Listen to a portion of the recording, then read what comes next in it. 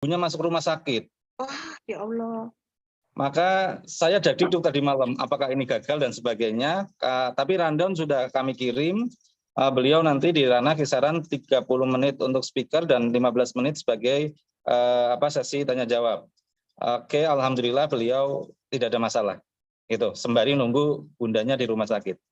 Oke. Dan mohon izin Bapak Ibu semuanya, saya tidak pakai virtual background karena saya sedang ada di ujung Gunung Tegal. Jadi sinyalnya terpantau cukup lancar, tapi kalau pakai background kayaknya agak bermasalah. Mohon izin.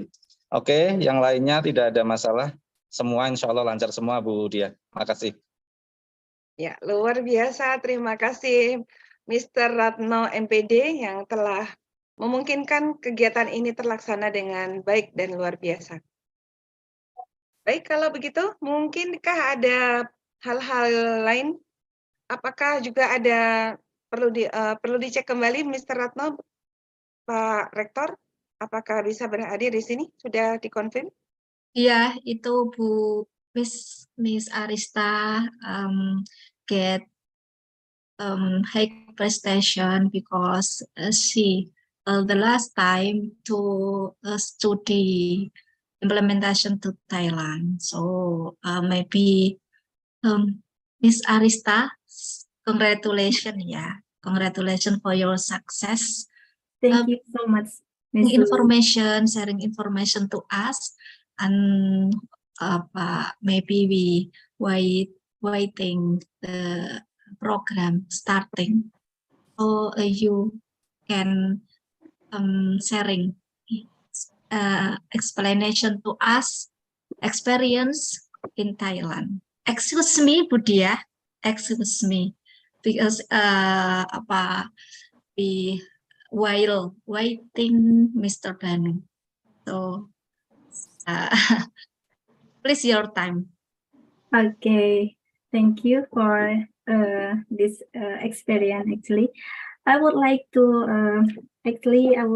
share my experience in Thailand before is that's all is but first I need to introduce myself. Maybe some friends also don't know who is that lady.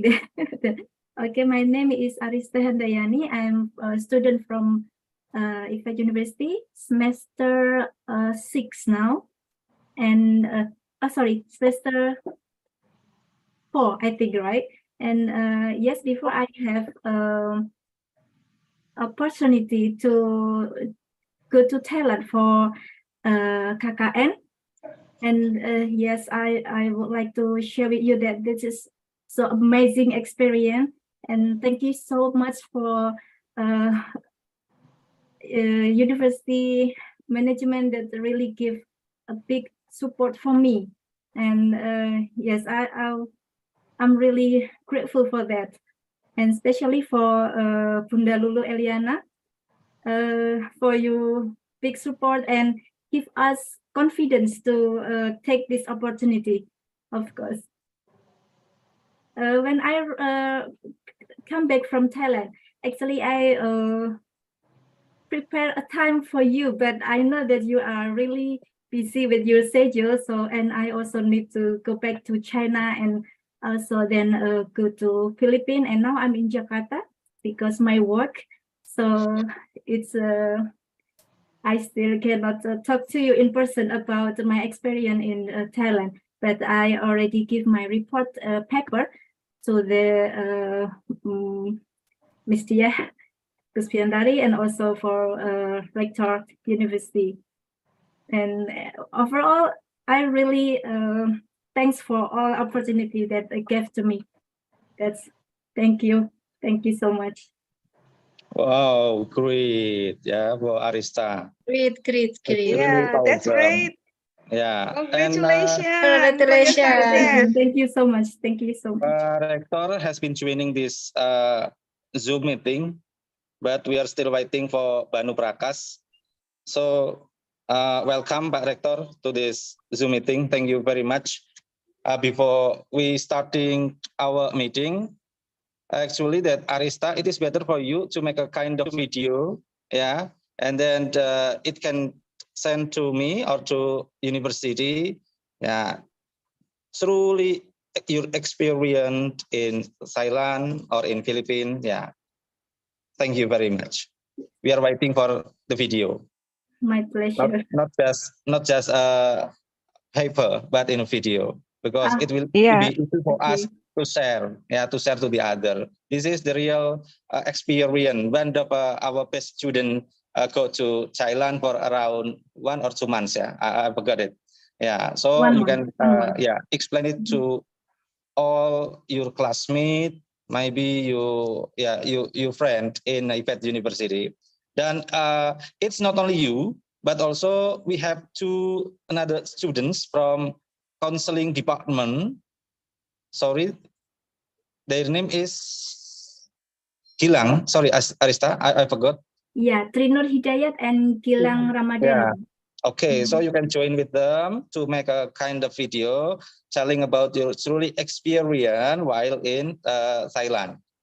Especially for Ivet University program student exchange. Yeah, thank you. Let's check again. Dr. Banu Prakas have been joined or not yet?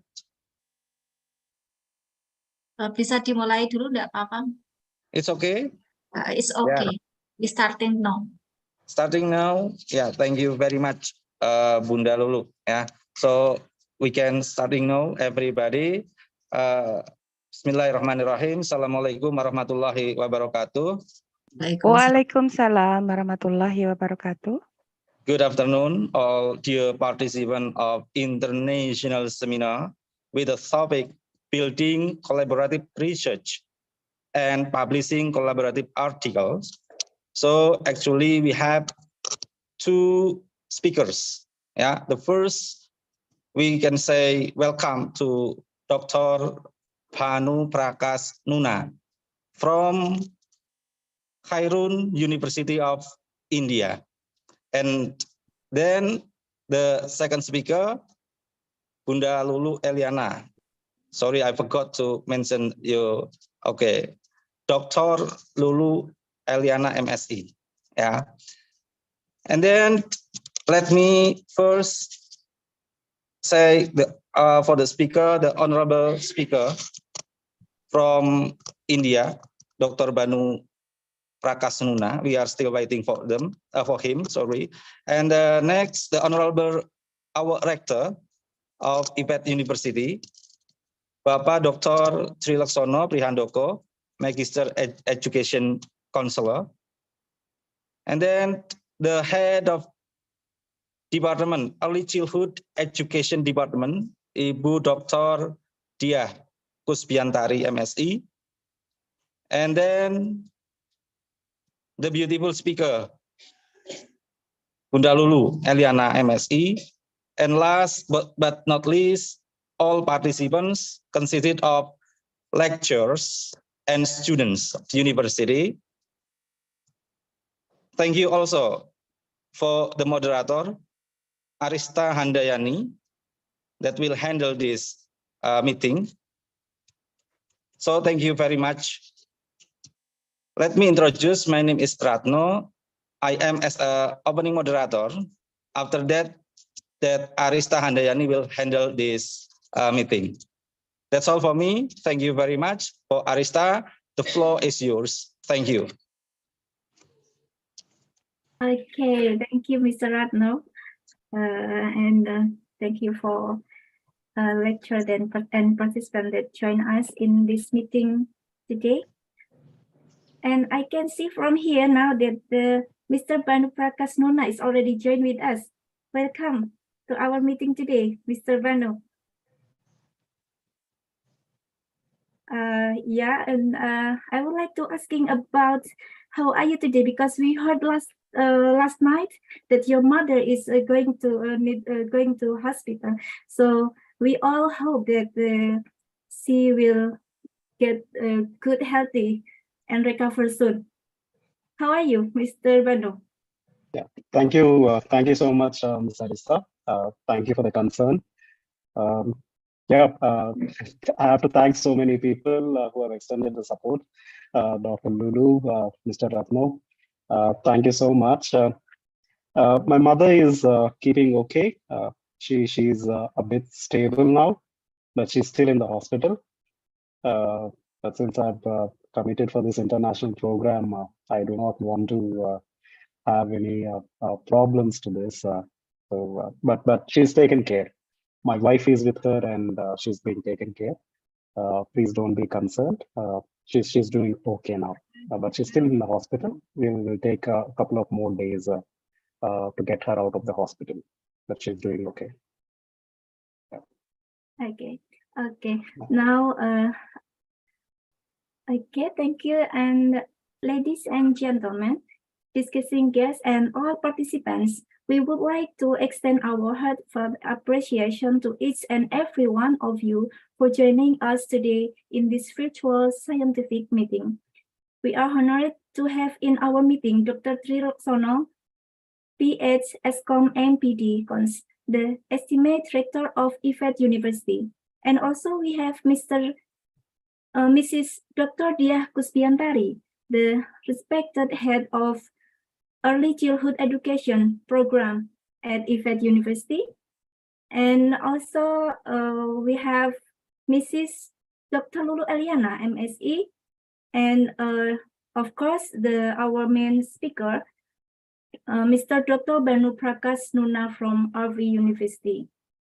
For very first time, we invite, it's my honor to invite our distinguished guest, Dr. Tri Laksono, PH, ESCOM, MPD, Cons, Director of Ivet University, to deliver his keynote address. Time is yours, Mr. Excuse me, pray together. Pray together. Doa. Okay. My apologies. Okay, for first time, let's begin our meeting today with pray together. Depends on your belief and your religion. Pray together is starting now.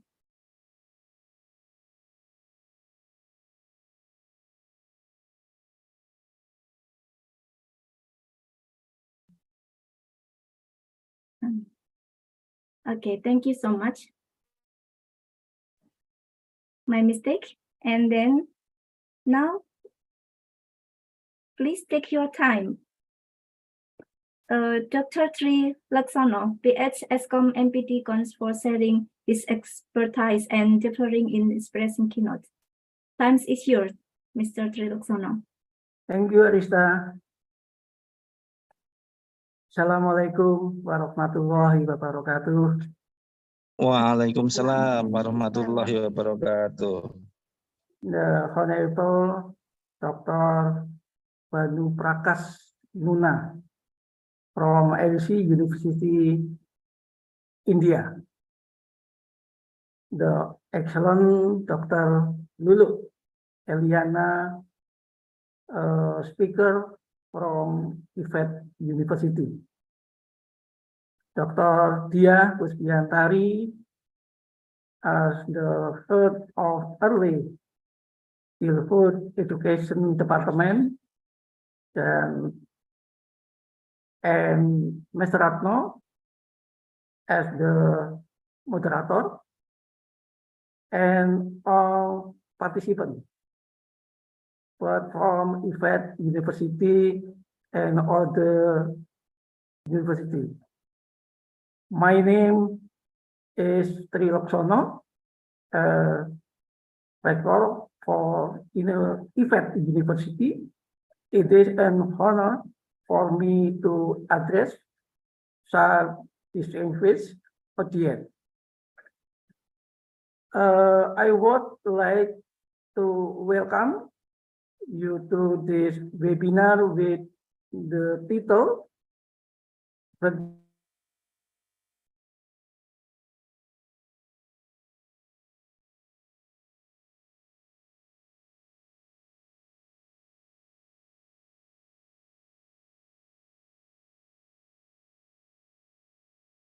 Looks like Mr. Tri Laksono's signal is not quite good, Ms. Larista.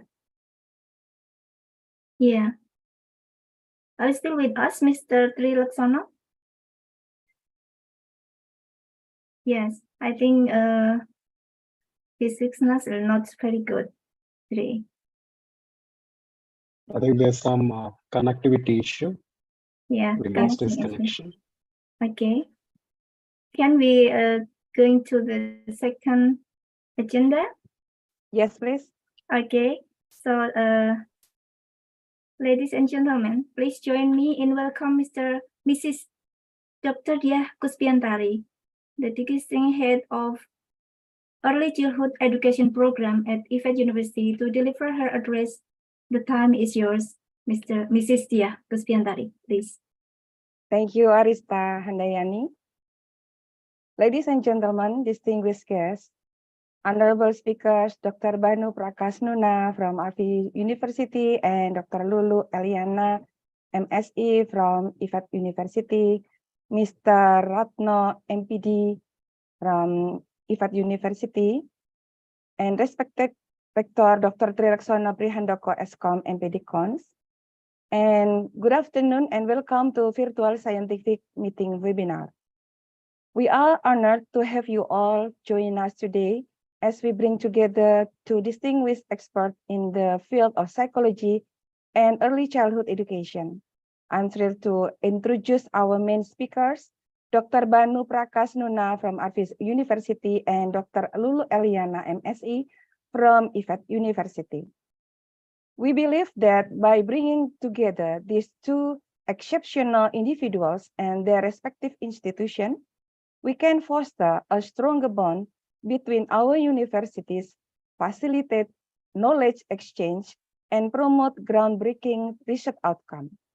Through this collaboration, we aim to explore innovative methodologies, address emerging challenges, and contribute to the overall advancement of early childhood education and psychology. Our collective hope is that this webinar will serve as a catalyst for future collaborative endeavor between our university and Ivet University. We aspire to create a platform where researchers, educators, and practitioners can come together to share insights, explore new avenues of study, and work toward improving the quality of education and care for young children. On behalf of the organizing committee, I would like to express our deepest gratitude to Dr. Banu Prakas Nuna and Dr. Lulu Eliana for generously sharing their expertise and taking the time to be our esteemed speakers. We are confident that their presentation will be enlightening and inspiring to all participants. Once again, I extend a warm welcome to everyone attending this webinar. Let us embrace the opportunity to learn, collaborate, and collectively shape the future of psychology and early childhood education research and journal publication. Thank you and enjoy the event. And we hope Dr. Banu Prakas Nuna's mother will recover soon. Thank you.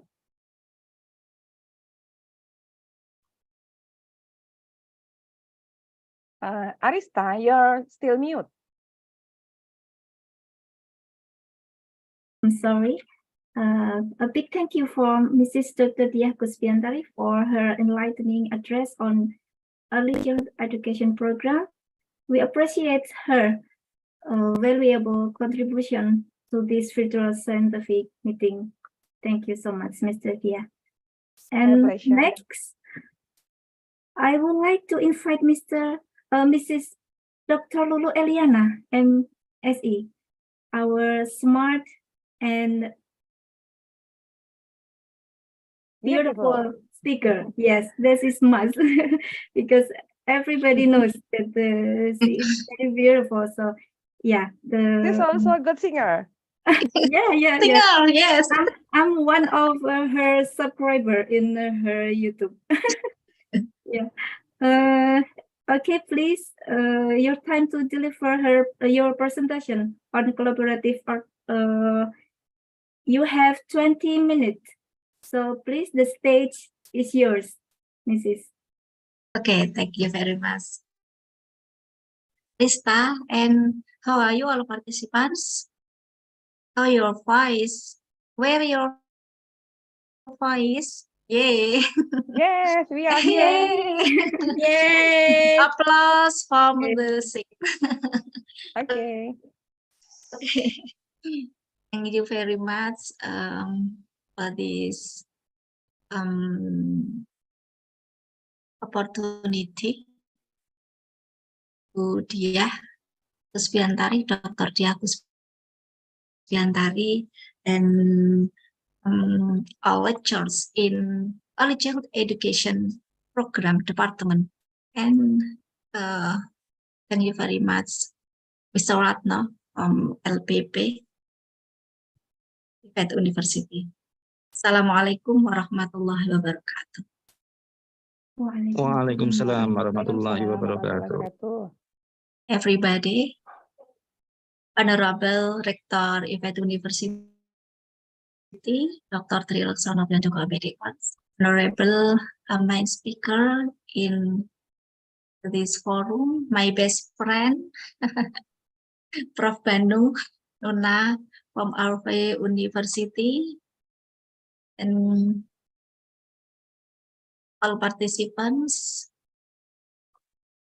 students in Ivet University, especially HIMA, Early Childhood Education Program, Himpunan Mahasiswa Program Studi, ya.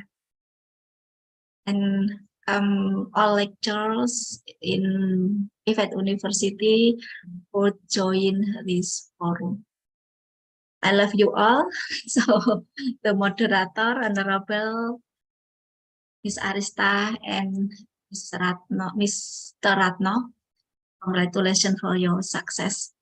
And this moment's very special for us, yeah. Welcome, Mr. Banu. Welcome. And we hope your mother get well soon. Amin. Ya Rabbal Alamin. Amin. I need enough time, 20 minutes, so more enough time to 10 minutes ya, 10 menit aja, nggak lama-lama, 10 minutes, because the main speaker is very important as ya, because this time is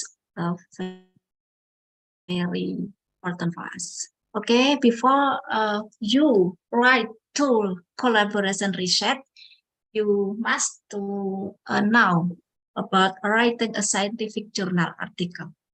Yeah, so especially our students, you get try in PG PAUD Ivet, namely Sentra Cendekia Journal, Scientific Journal. And Alhamdulillah, indeksasi 5, ya, Sinta 5, jadi level 5. And because the next time we get collaboration with Mr. Banu and team, and collaboration with students, Miss Arista, get your friend from Thailand, yeah, research together. So continue to increase the level, maybe level 4 or level 2, Alhamdulillah, in Tatu. And now I explanation to writing a scientific journal article before you know about first collaboration with Mr. Ban. And now article, a complete piece of writing in the newspaper, magazine, or other form of publication. Jadi itu merupakan bagian penting. Penulisan itu bisa berupa dari kita melihat di surat kabar, bisa melihat di majalah begitu, dan yang dipublikasikan So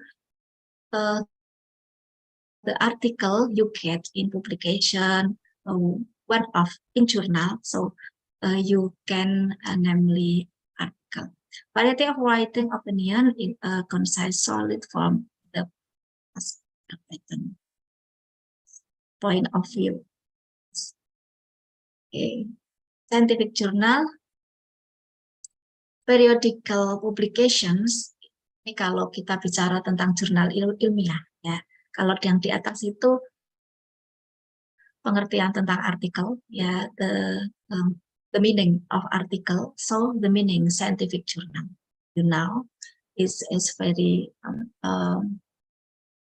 appearance. Periodical publication that can be similar to magazines, newspaper, or bulletin published by universities. Okay, publication by universities, periodicals or types of publications of scientific principles based on certain theories, methods, and logical thinking. So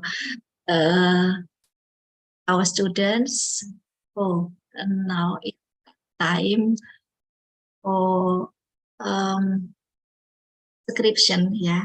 Description, you get you get to article, ya, artikel. So you can submit in sentra cendekia. Perbedaannya antara jadi artikel dengan jurnal.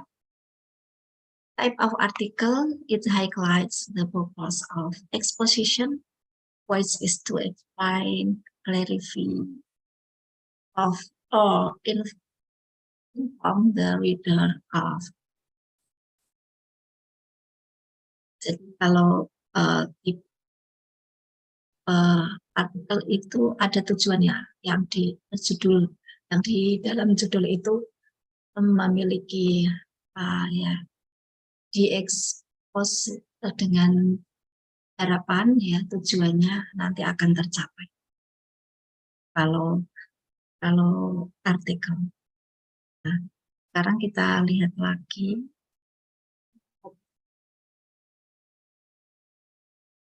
bagian-bagian penting dari artikel teks, terdiri dari expository, argumentative, likely to be enlightening, and the topic is derived from current affairs, personal reflection of the writer, solves a problem, concise, compact form, the writing style and tone is frame, straightforward, and serious.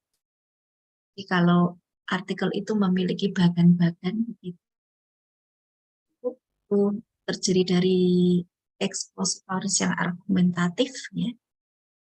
Itu ada alasan-alasan berdasarkan permasalahan, ya, depend on the problem, and likely to be enlightening, berpeluang mendatangkan pencerahan.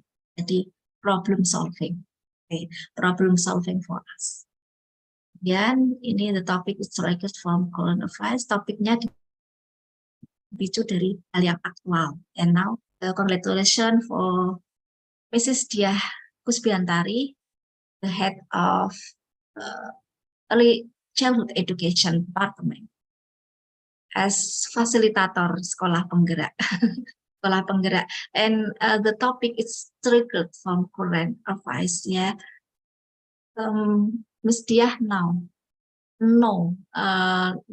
so the topic highlight, jadi tahu topiknya yang lagi booming in education, in the school, one of profil pelajar Pancasila, or kurikulum merdeka.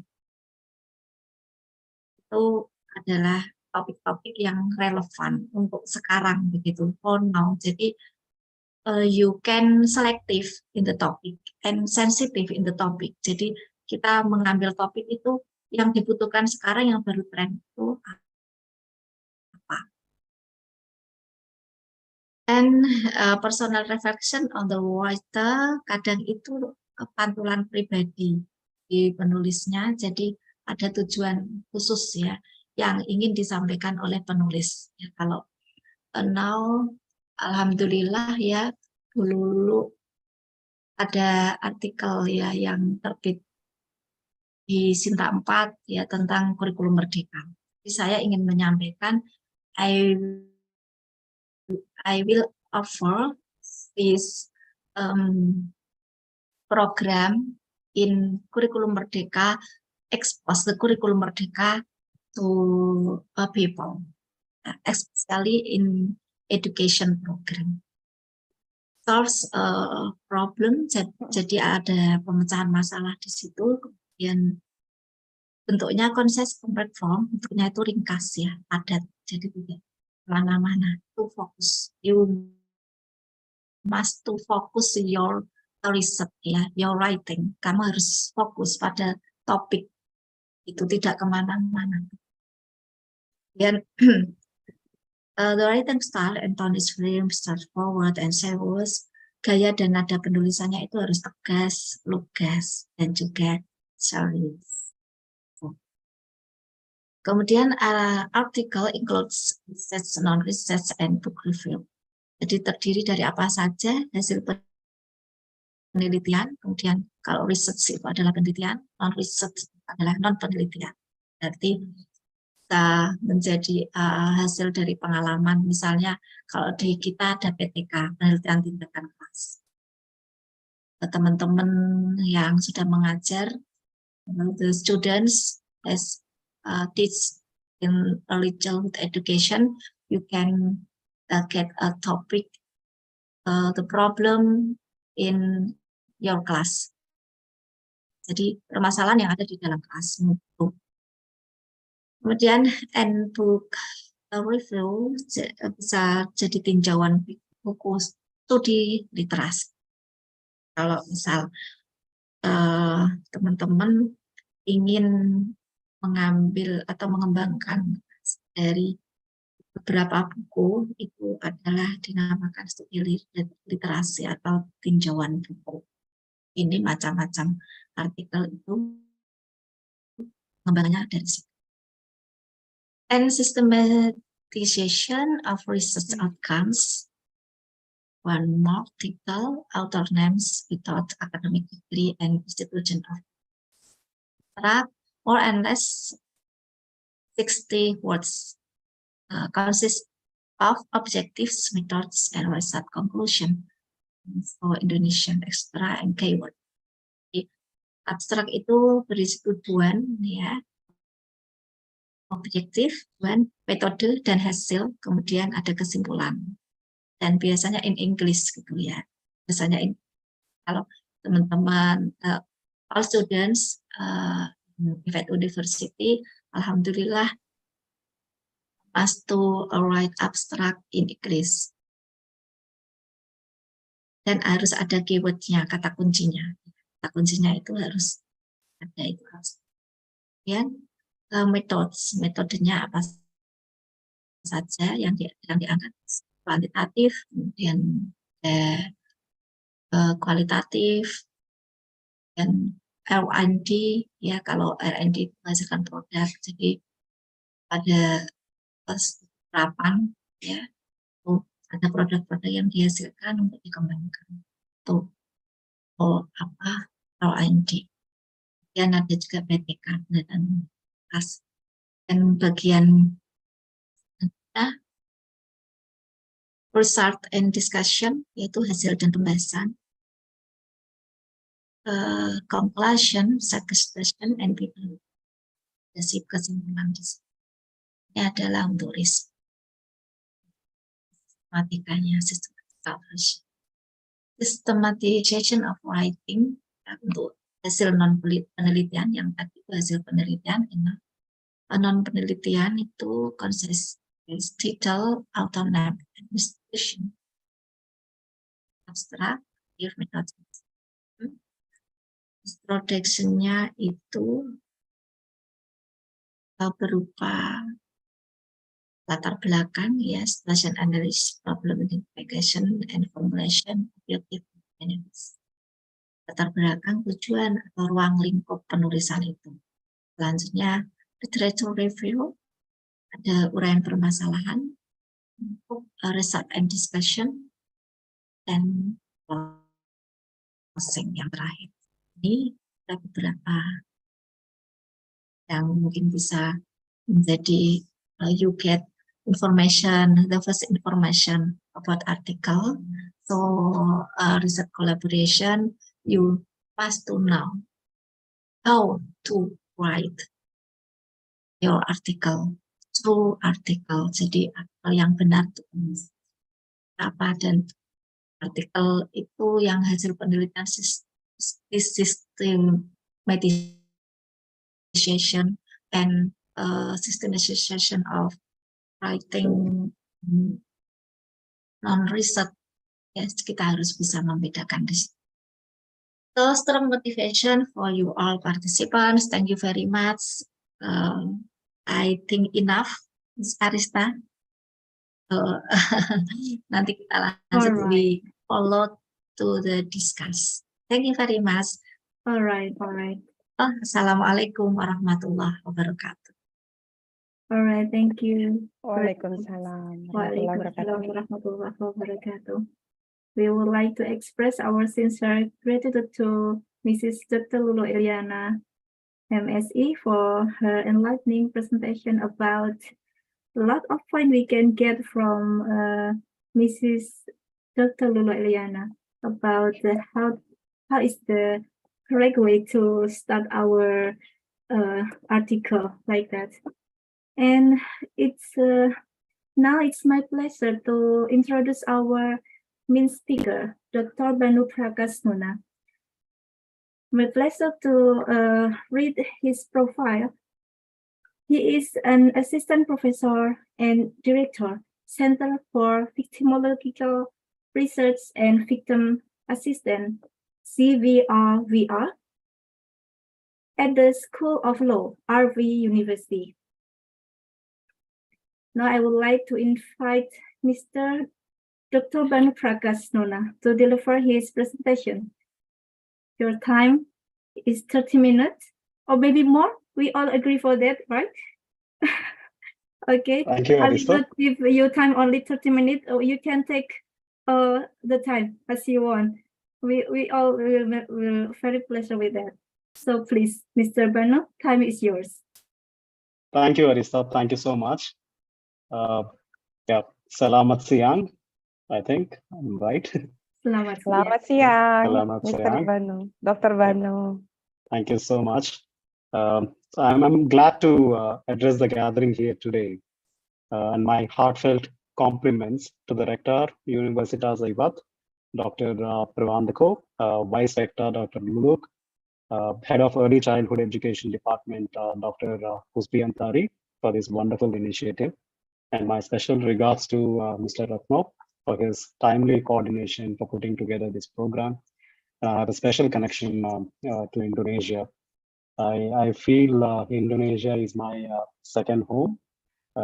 So I had a pleasure of meeting Dr. Lulu in Bali last time. I think it was in March, and so I had spoken to Mr. Ratno after meeting with Dr. Lulu. And since then, we've been thinking of doing something together under a collaboration. So both our universities have collaborated, and so we are planning certain activities together, some joint activities, joint research, joint publications, and we've had this discussion in the past. And I'm glad. So this is the first step, and I can see that several participants who are already interested in listening to us, in wanting to know more and collaborate and work together. So Indonesia always surprised me with the kind of, with the kind of interest and dedication and participation you all show with events that are organized. So it's always hundreds of people who participate and make programs a grand success. So I'm deeply appreciative of that fact. I see here there are 250 participants in this virtual meeting, and this is amazing. And it's very difficult to find such huge number of participants for the events we organize in India. If it is virtual, it's difficult. It's difficult to get so many participants, and congratulations on that to the entire organizing committee. My big congratulations for putting this together, a wonderful program, and making all of us join, interact, talk, and share our thoughts and ideas, and develop together. I'm glad about that. Yeah, so I'm glad Dr. Lulu had already mentioned, spoke about how to write scientific articles, and what points you keep in mind when you're writing some scientific articles. So for me, that is like a follow-up lecture. So my presentation is going to be a very basic in terms of understanding why collaboration. Why do we need to collaborate with universities, with research scholars, with researchers or PhD doctoral students? Why do we need to collaborate? What are the benefits of collaboration? And what kind of challenges do we have in terms of when we are collaborating with different universities? It's not all easy. Like, for example, when I'm collaborating with Indonesia, the entire administrative structure of a university is completely different from how we function in India.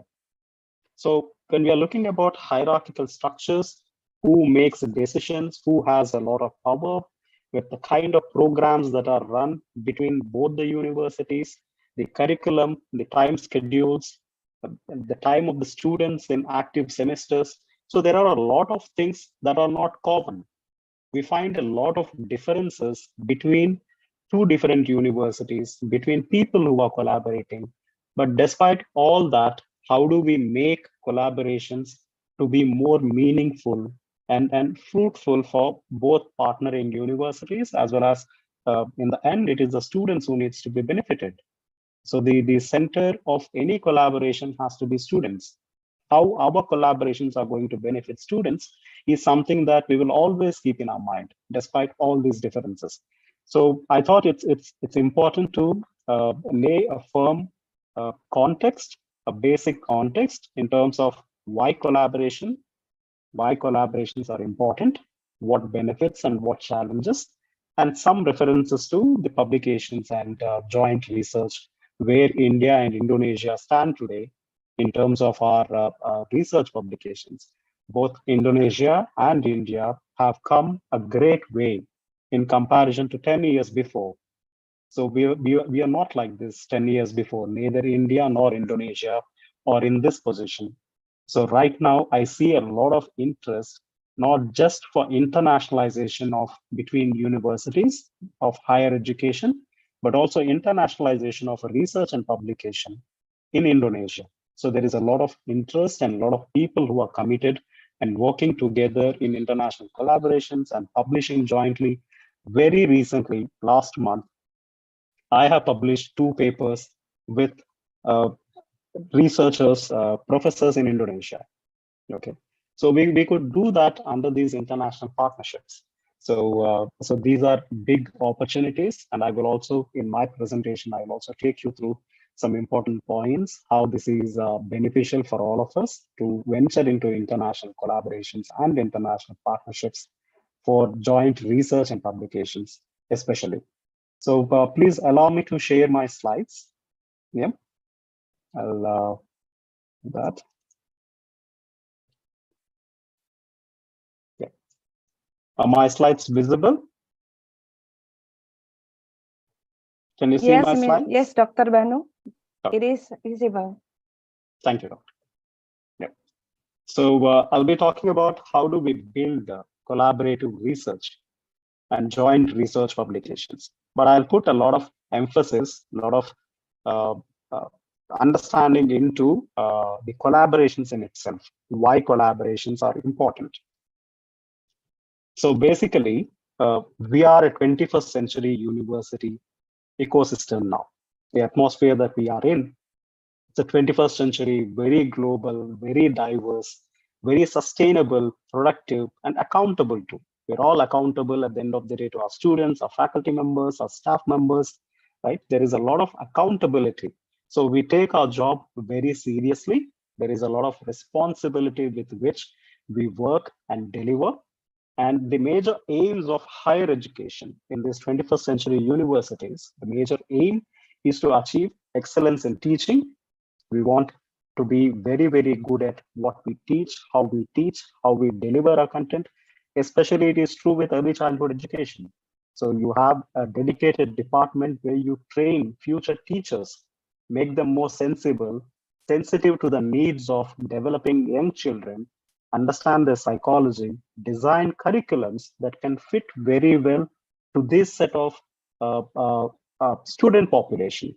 So it makes very sense in terms of understanding the teaching in a holistic manner, and it is very much passionate and very responsible job. And providing solutions, the importance of 21st century universities is to provide solutions for national, regional, and global problems. This is also true for scientific research. Why do we research? Is to provide solutions.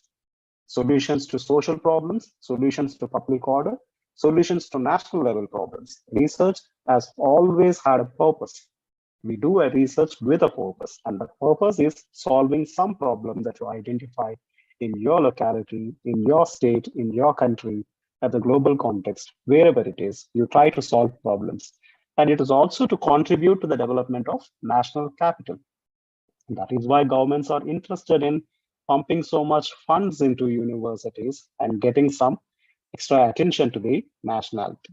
Nurturing intellectual properties and patents. Okay, I'm sure this is also one of the benchmarks in your in Indonesia when it comes to university rankings, right? If you have good number of intellectual property, copyrighted research work and patents in your name, then it automatically translates into best rank for your university, which will further attract more student retention, more student joining and taking admissions in your university.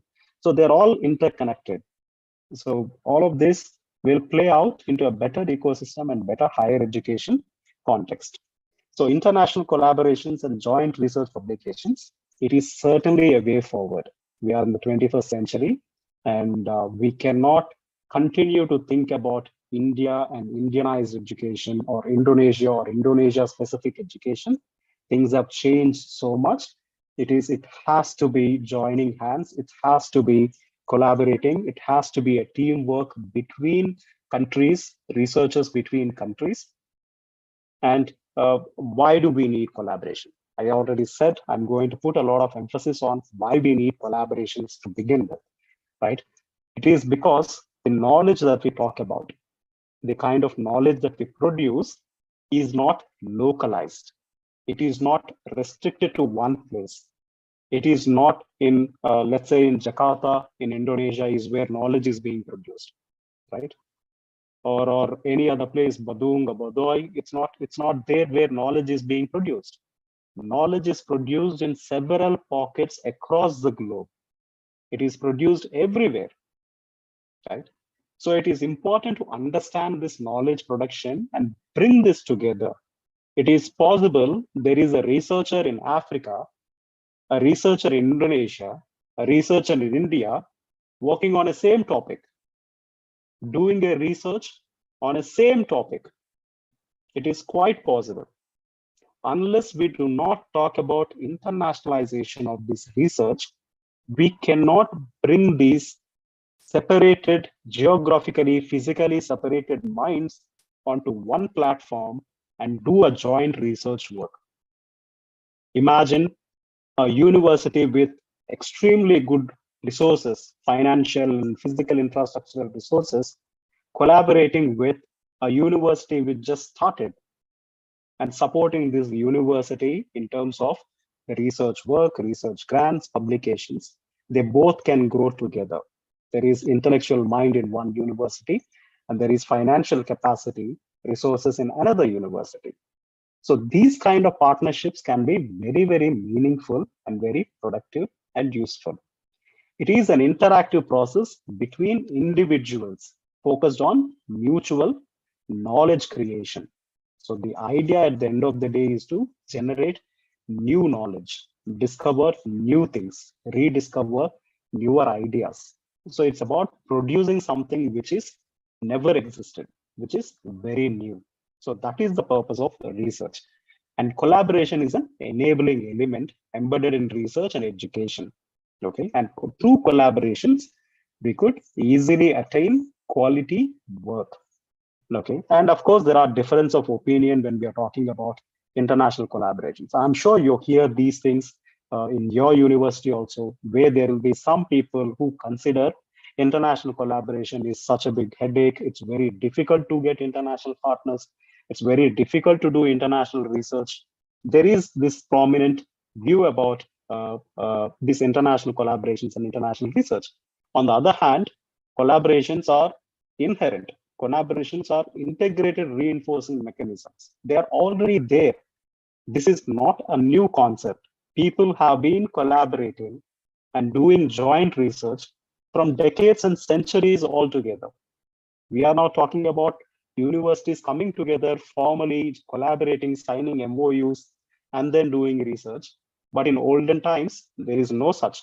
People have still collaborated, right? A person from America would have collaborated with a researcher in India and then published their work. So this is not a new concept. So this has been in existence for quite a lot of time. People have been collaborating, exchanging knowledge, right? Generating new knowledge through their research work. So both views are prominent, but the anxiety around joint research and publication has to go down, has to reduce, and institutions have to do.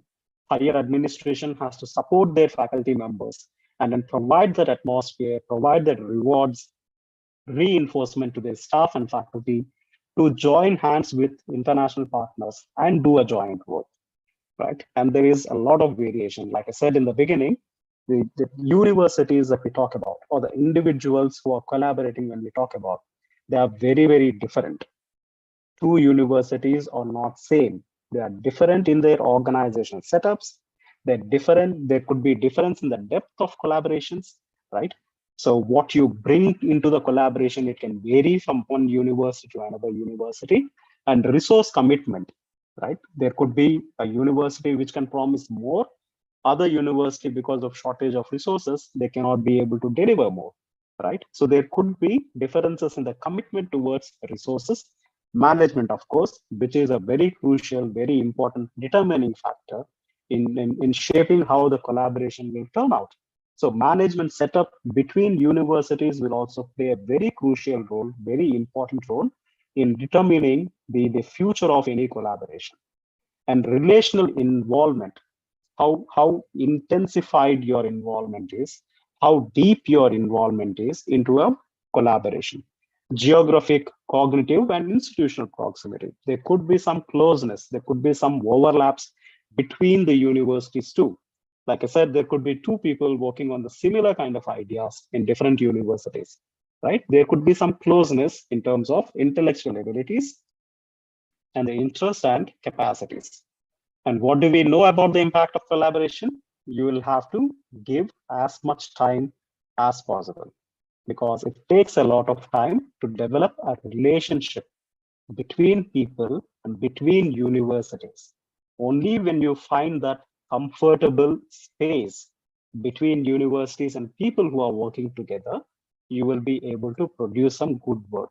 So given more time, there could be more productive work which could be delivered. And the impact of collaboration, it could be at a personal level. Like, for example, I'm known in my university for my efforts to collaborate internationally. So within a span of 1 year in my university, I could produce 30 plus international collaborations. I myself could get 30 collaborations. So now I'm known in my universities for collaborations. They also jokingly call me MOU man, right? MOUs are memorandum of understanding. So they call me MOU. Right? Because I got so many MOUs for my university internationally. So there is personal recognition for your efforts, and for the universities, of course, it's beneficial. For the public sector, for industry, for the region, for the general public, and for students. More importantly, for the students, it is beneficial. So these are some of the possible benefits of collaboration. It can improve efficiency, eliminate duplication. Like I said, there could be a possibility of a researcher, 3 or 4 researchers doing the same work, right? When you collaborate, you're naturally eliminating the duplication of work, repetition of work, right? If the knowledge production is simply repetitive, it becomes redundant. It's no use. You'll have to create newness. If you're researching and researching old stuff, it's not going to make any sense. So collaborations can save money. It maximizes limited resources, access specialized knowledge or skills, right? There could be a researcher with extremely skillful in computer science, right? Or coding, or artificial intelligence, or machine learning. Or they could be a psychologist whom you want to collaborate with greater skills in early education, counseling for early education, counseling for early development children, right? There could be some special skills which you want to use, train your faculty members, staff members, right? Enhance their skill, collaborate, and do this joint work. Enhance curricula and program quality. Yeah, it will help. If you're collaborating, the collaborations can bring better curriculum, better program quality, increase the potential for outside grants. Okay. If you have international members as your partners in your research proposals, there is a chance that you get a grant relatively easier.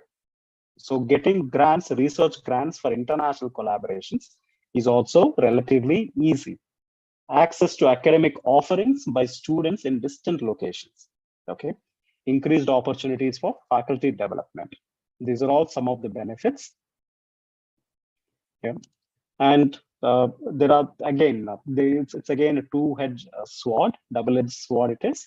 If two organizations are very similar, then there could be a lot of comfortability, a lot of understanding, right? And they could easily gel and produce good work very quickly. But on the other hand, if the two universities are very similar, then it might also pose some challenges in terms of producing newer knowledge, and there is no complementarity to this. Okay, it's also important to bring in your uniqueness into this collaboration. What is it specifically that you are bringing in? What is it that you are adding, which is different from the other university? And only then it becomes a unique and special relation. Okay, and these are some of the potential challenges of collaboration. Here I'm talking collaboration in general. It could be a student exchange program. It could be a faculty exchange program. It could be a study abroad program. In general, there are institutional differences in terms of mission, vision, and values, differences in institutional governance, systems, and culture. There are structural differences in teaching loads and compensation. The number of hours faculty members in Indonesia teach the students versus number of hours a faculty member teaches Indian student may be different. The teaching load will be different, right? And the compensation, the salary you get and the salary we get may be different. Okay, so when we are talking about collaborations, these are also some things that we'll have to keep in mind. For example, tuition fees for students, how much fees they pay to your university and how much fees our students pay in my university. There could be differences with that too. And logistically, yes, we are in two different countries. There is the distance of about 15,000, 20,000 kilometers between us, right? So all of these could also be challenges, okay? And the devil, when we are talking about this complex collaboration, it is important to be very, very clear and state your collaborations very clearly, very specifically in simple language, which is understandable for both the members, okay, both the partnering organizations and individuals. It is important to be very clear, very simple right from the beginning, right? It is important to understand who brings what, who is bringing what into this collaboration, who is taking away what from this collaboration, right? So these kind of things have to be very, very clear right from the beginning. You have to clarify roles, responsibilities for participants. Like for example, if I and Dr. Lulu collaborate, or if I and Dr. Kusbi Antari collaborates, right, then we'll have to understand what am I doing and what is Dr. Kusbi Antari is going to do in this research, joint research. What is my role? Am I going to do data collection or data analysis, or what is it? Am I going to write a scientific article? What is it my role, and what is it my partner's role in this collaboration? So it has to be clearly specified right from the beginning, and there has to be a common understanding right from the beginning of the collaborative understanding. And for research, establish data management agreements too. We are talking about science and engineering and technology related kind of research work, then it's very, very important to establish clear rules and understanding in terms of data management. Agreements have to also focus on that and create a communication plan, right? And process. You will have to have timelines. So you'll have to say that in 15 days time, I'm going to do this much work. In 15 days time, you do this much work, we come back, meet, and discuss again, right? So there has to be a clear communication plan with timelines in terms of completion of the work.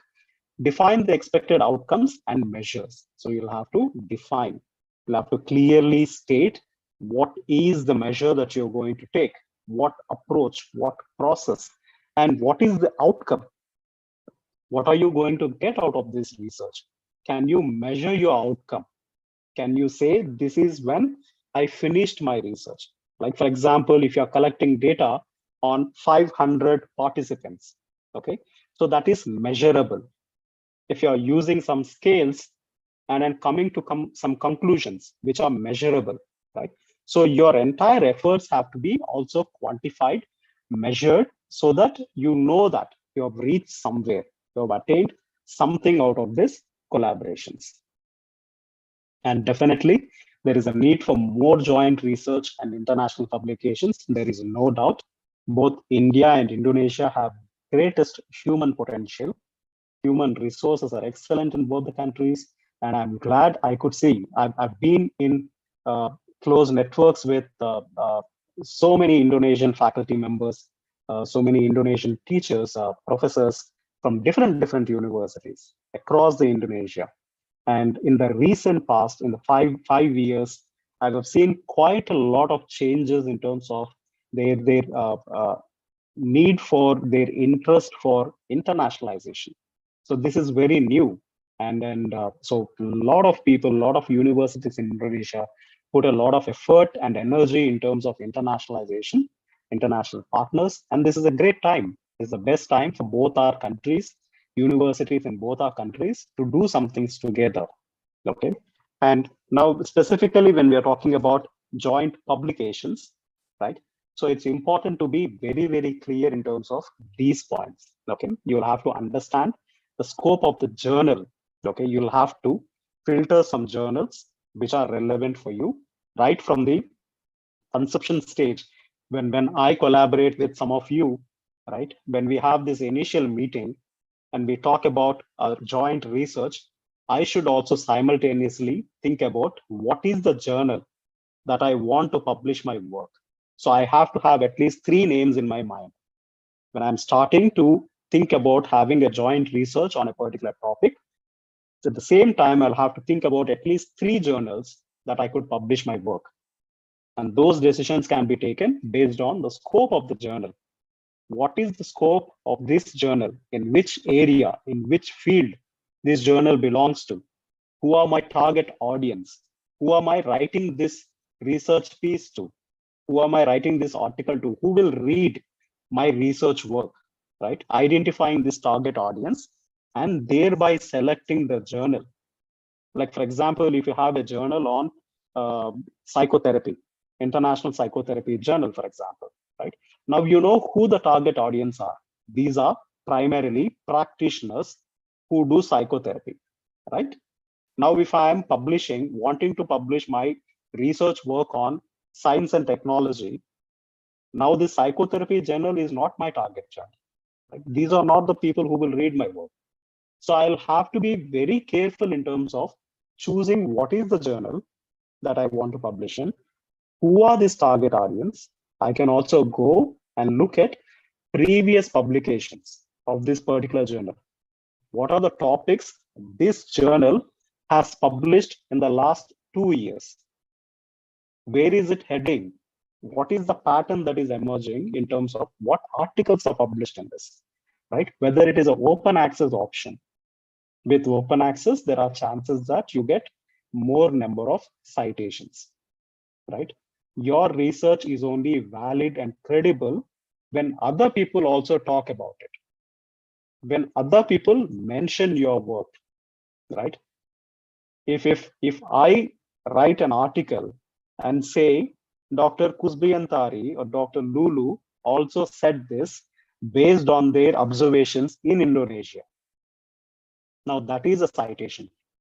Now that gives validity to Dr. Kusbiantari's and Dr. Lulu's work. I, as a fellow researcher, I'm recognizing their contributions, and I say that I value this work and I want to take this as a support to what I say now. I found something interesting in my country. Now, this is not only restricted to my country. I've seen this happening in Indonesia also. I've seen this happening in Africa also, which means this is a universal human phenomenon.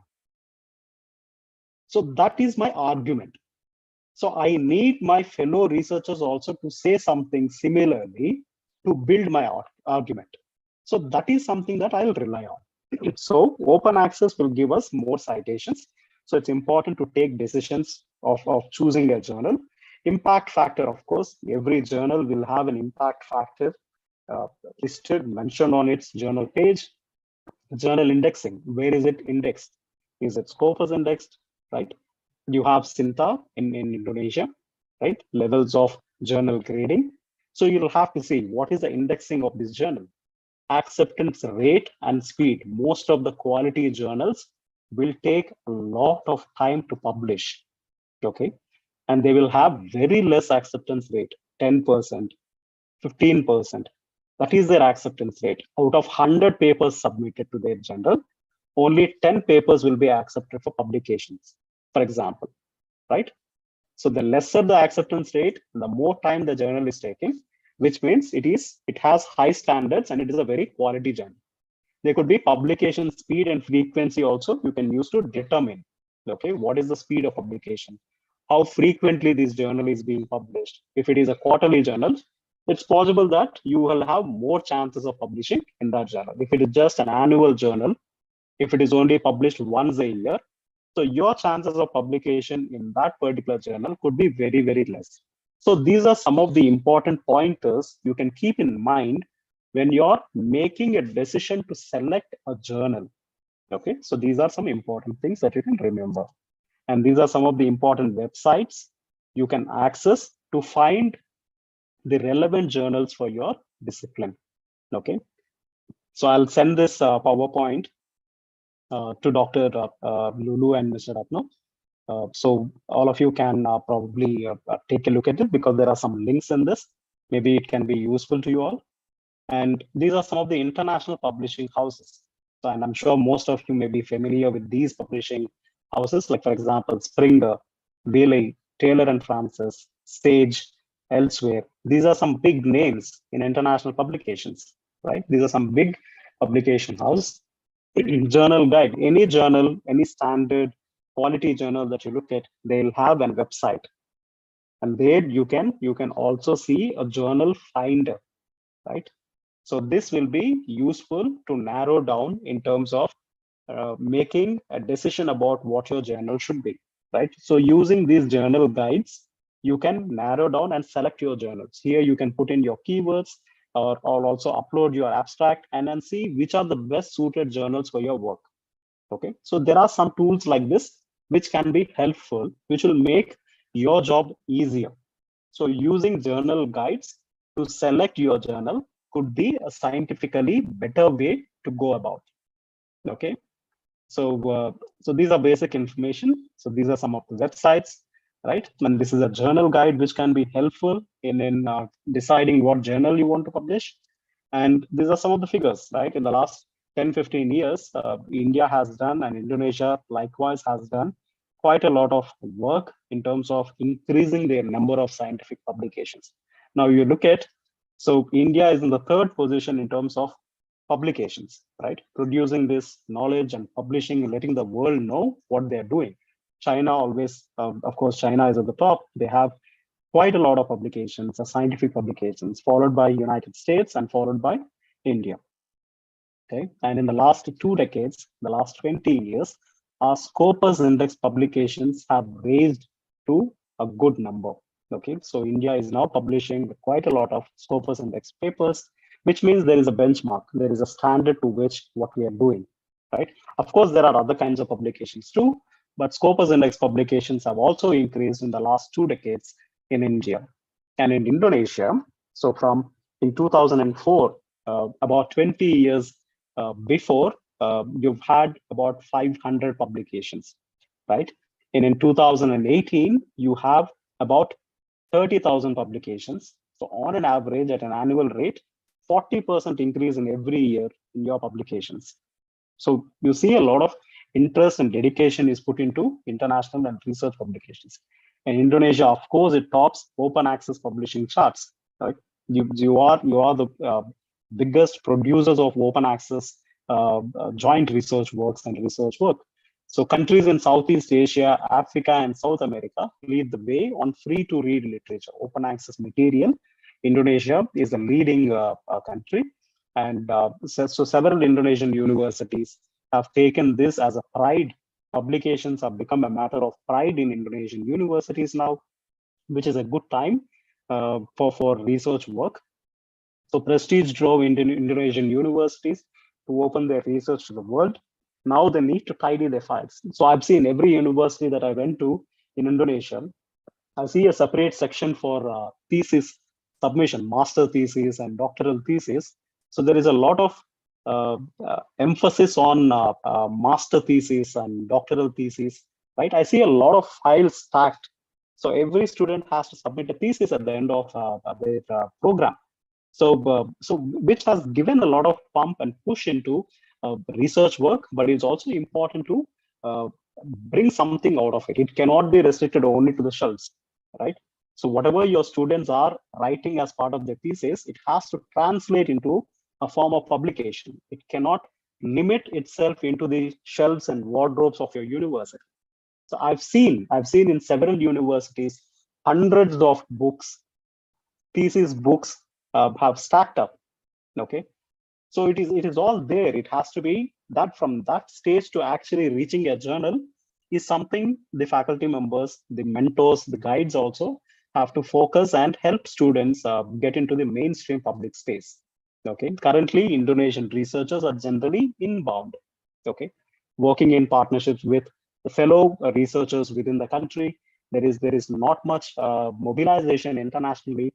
It has started, and you have moved out, looking out for a lot of international collaborations. That is there, but still there are several universities which are inbound, focused on internal resources, intra resources, right?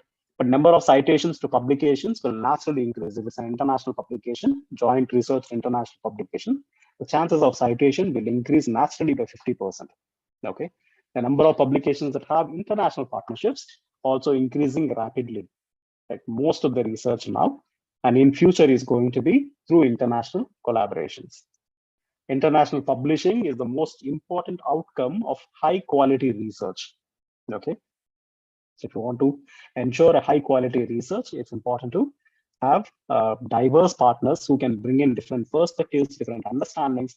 Like for example, if I'm looking at gender-based violence against women, and if I have a researcher from United States, a researcher from India, a researcher from Indonesia, so we are talking about a problem that women is facing in the society, violence, right?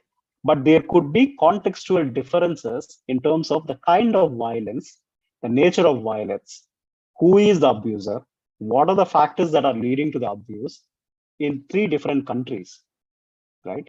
The Indonesia context will be different. The Indian context is different. The United States context is different. The kind of support the victim has is also different in these 3 countries, right?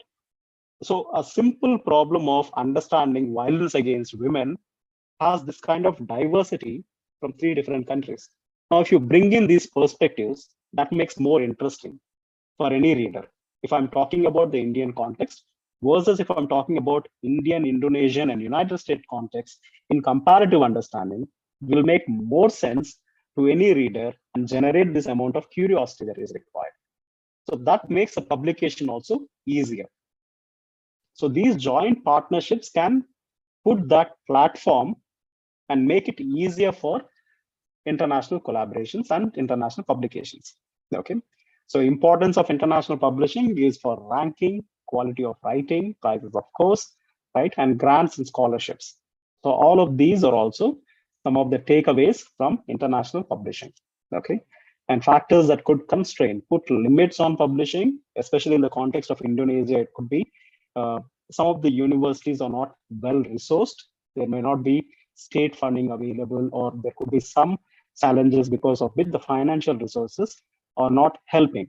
Okay, and there could be a national system with too many universities. Okay, Indonesia, both Indonesia and India have quite a lot of universities, several thousands of universities in both these countries. Okay, and within Indonesia system, there could be a state-run university, a public university, a private university, or Islamic institutions. Right, there are several differences in terms of the management and the administration. There could be poor funding incentives, does not value domestic researchers, right?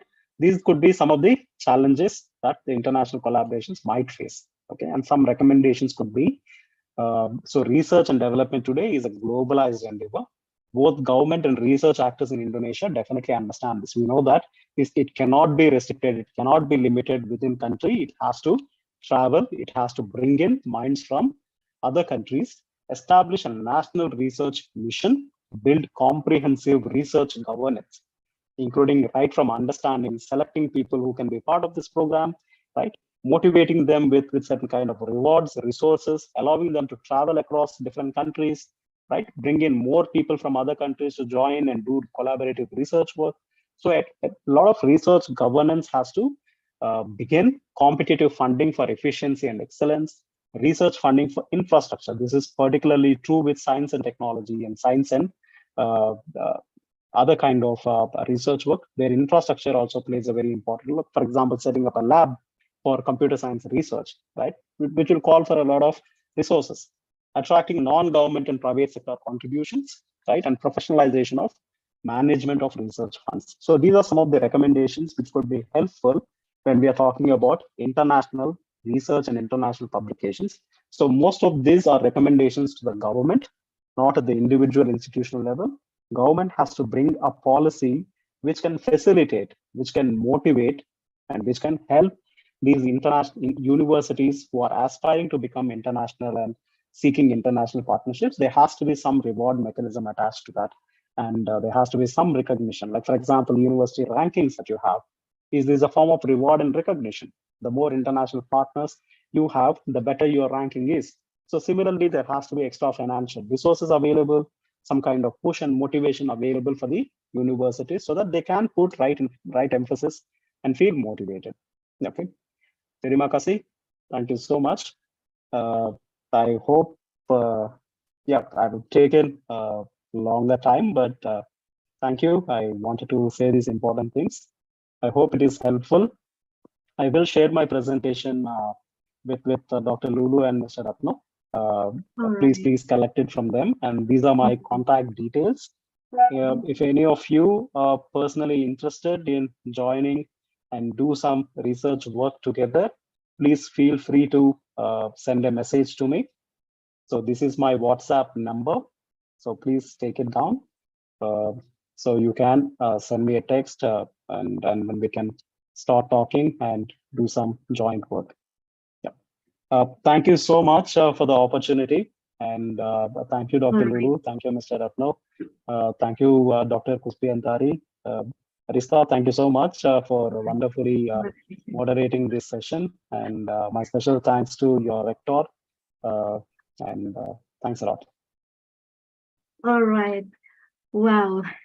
It's enlightening us, right? Before to the next agenda, I would like to invite to all participants to open the camera and give us your beautiful smile, because we need to take picture, all of us. So please open your camera.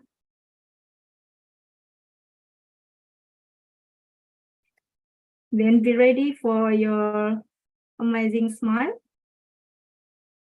Okay, are you ready? Yes, we're ready. Okay.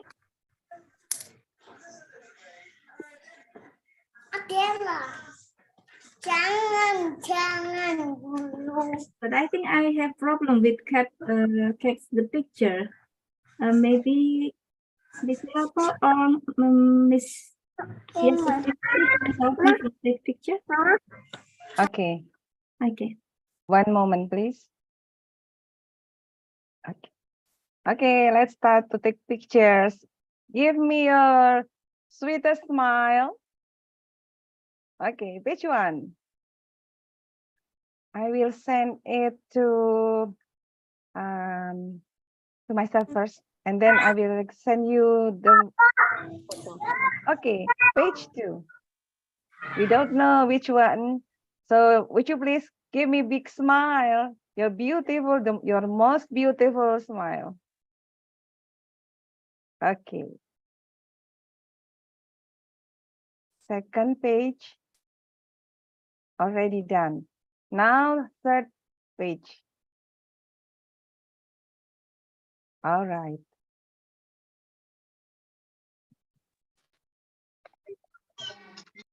The fourth one. Oh, there. Please open your camera. Okay. One more time. The next page. Okay.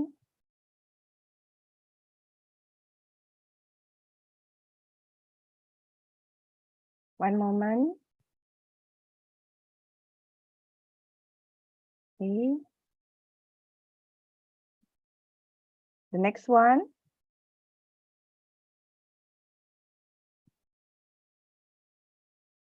Almost done.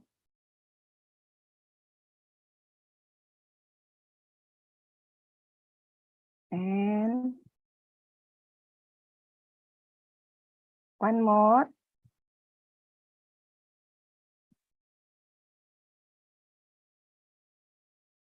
Okay, the last one.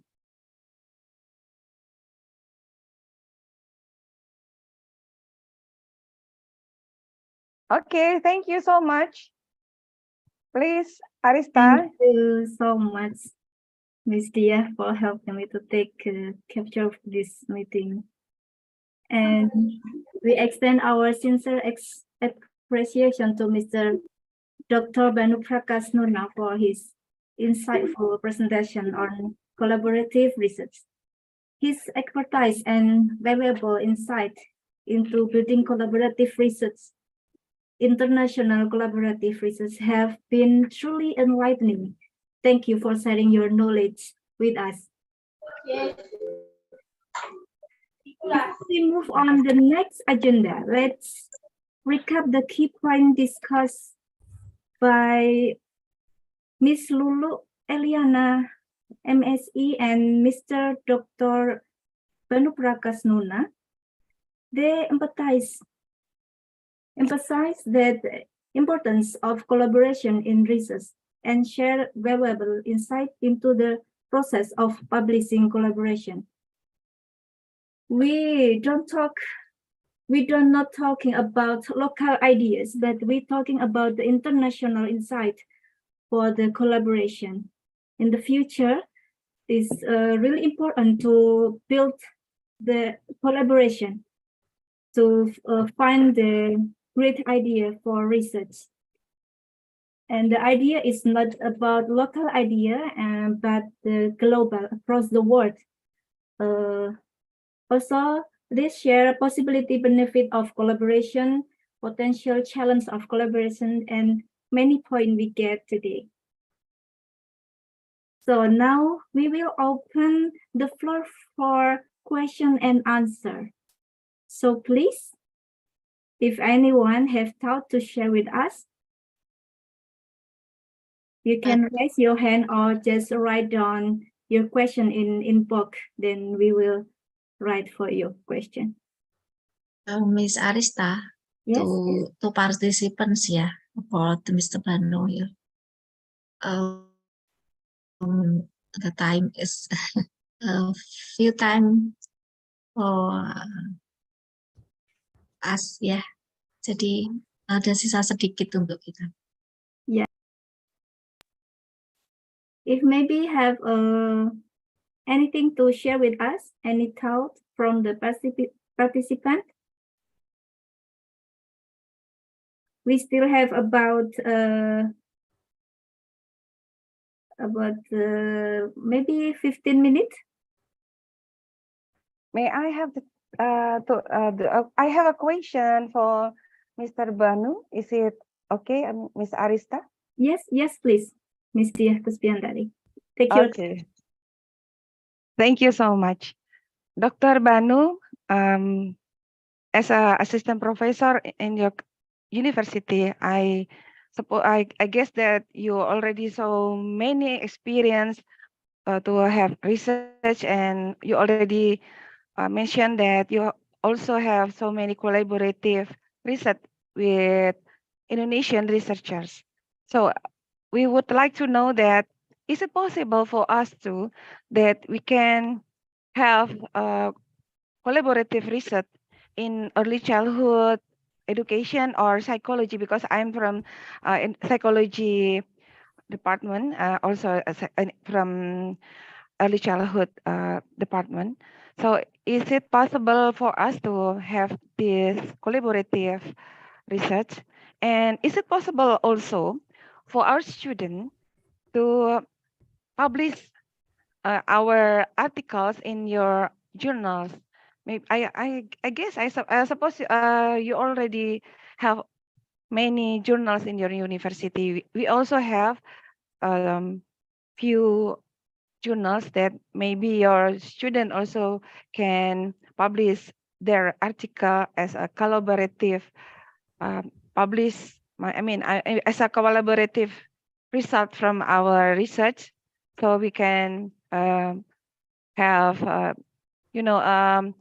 many articles that we can publish in your journal and our journal as international researcher in our journal. And maybe I also have to ask you, is there any fund that we can use to make this collaborative research, because we don't have a lot of fund for this activity? Maybe also for the publishing our article in your journal, is it possible for free of charge? Because maybe it would be more motivating our student to publish their journal also. Maybe there's some chance for us. Thank you, Mr. Banu.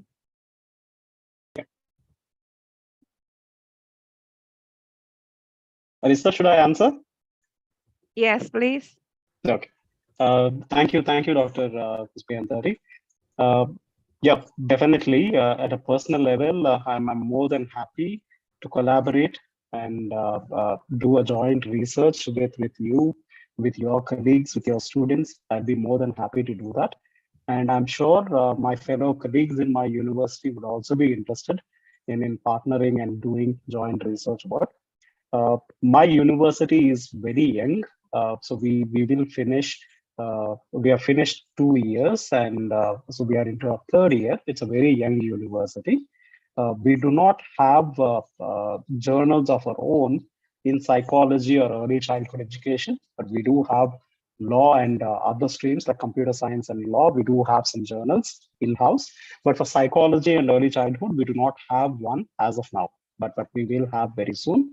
But there are several Indian journals which we could look for publications. And certainly, I'd be happy to help you out and help your students in terms of identifying these journals and also doing what is required in terms of making some edits, proofreading, revising your work, and sending it for publication. I can help that, certainly. And yes, there are some journals which do not charge or charge very, very minimal. So we could also look for those kind of journals with certain kind of impact factor. You can identify those journals and also have your work published. So we could certainly collaborate on all these and definitely make this arrangement mutually benefiting for both our universities. We could do that. And yes, there are financial limits, financial limitations for these joint research and publications. There is no doubt, which is also similar for most of the Indonesian universities. Luckily, ours is a private university, and there could be some kind of funding we could explore. And there are several state-sponsored research grants which are available. We could also explore there and then find out if there is some grant available for the kind of work we want to do.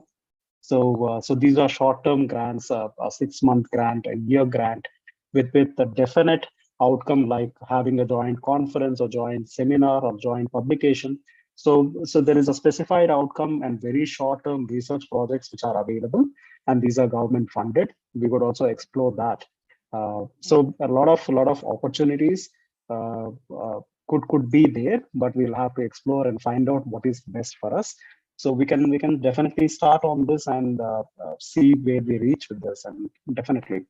So I'm completely in support of your efforts, and so we can definitely join hands and do together.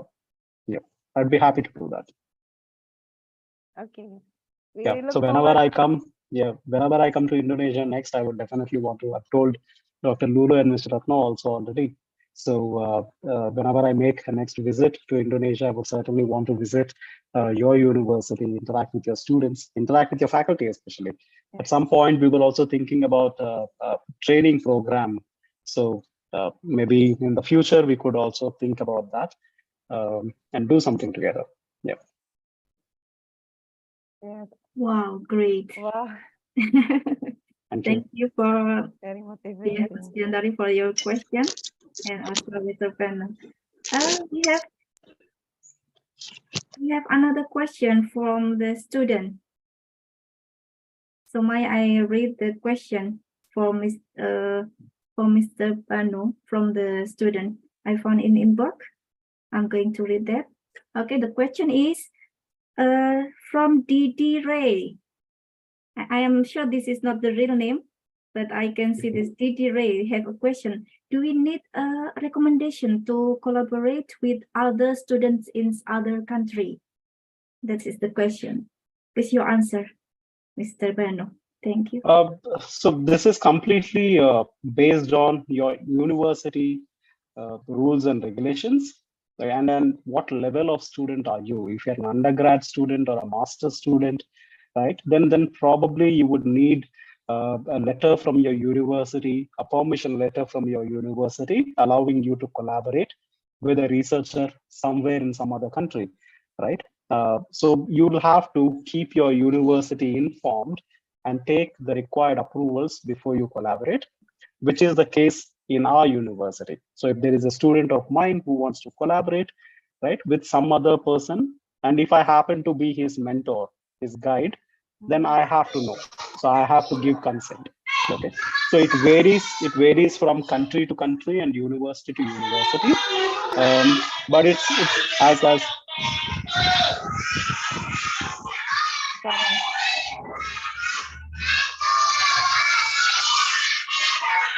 All participants, please mute your mic, right? Please. Now to Atul Hasani.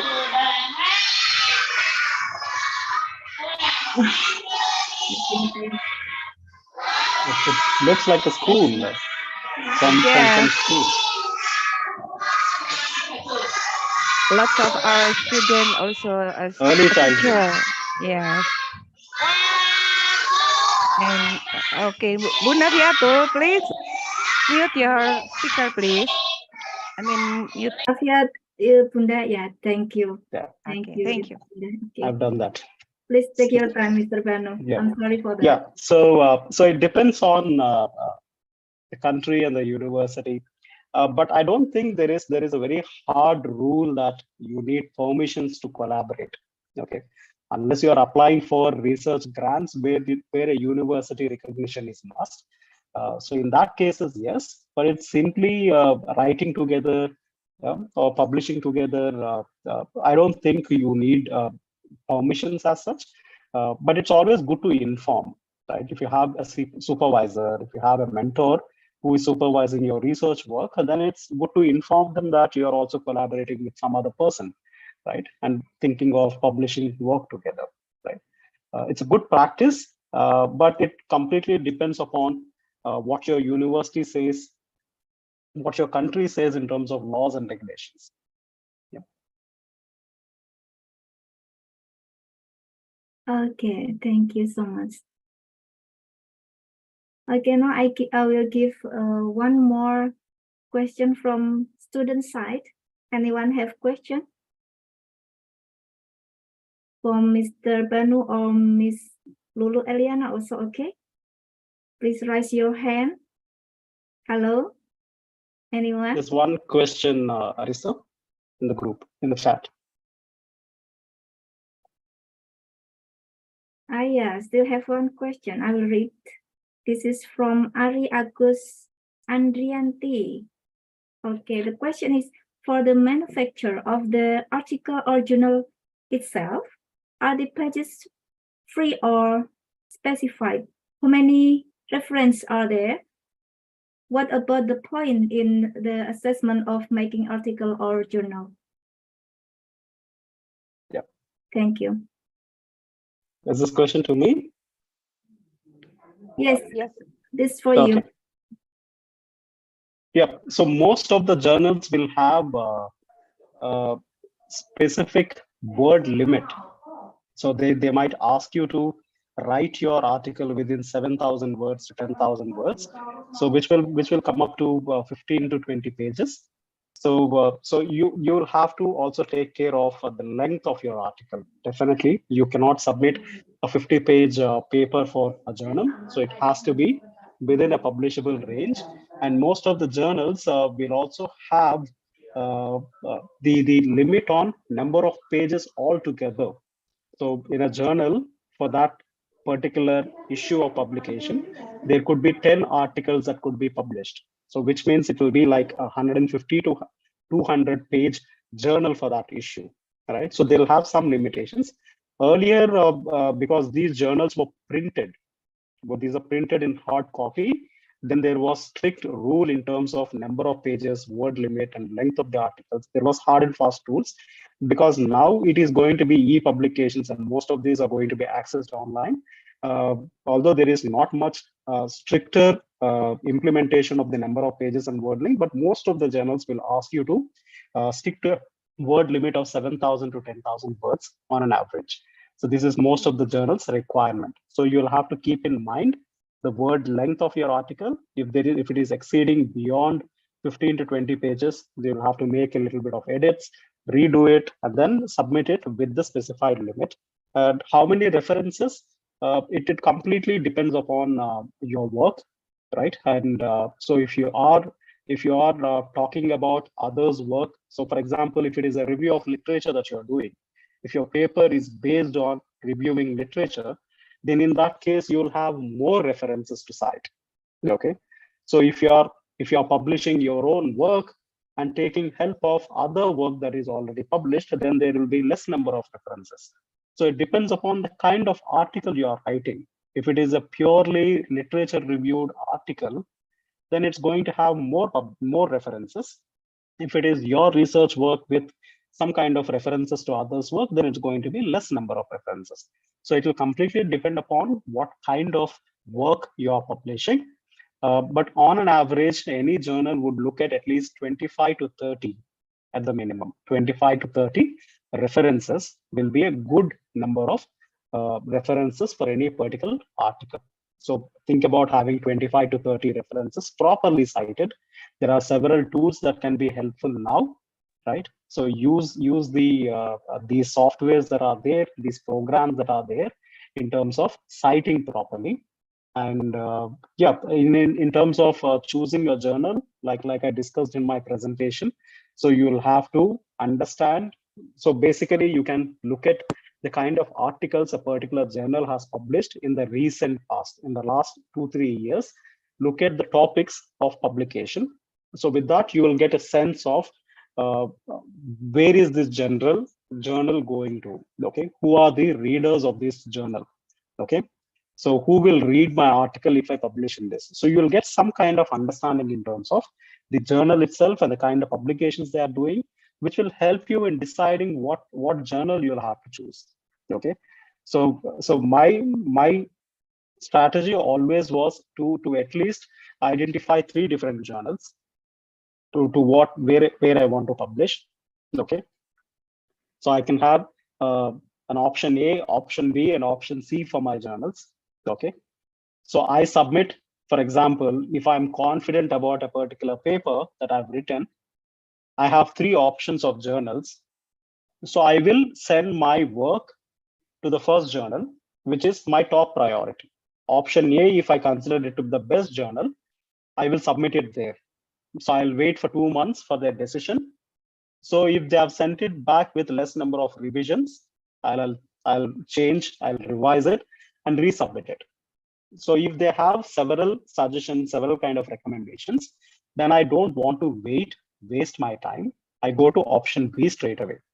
So these are 3 options I chose. I know these are best journals I can consider to submit my work.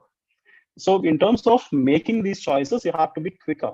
Is it worth waiting another 6 months to publish in a journal that you want?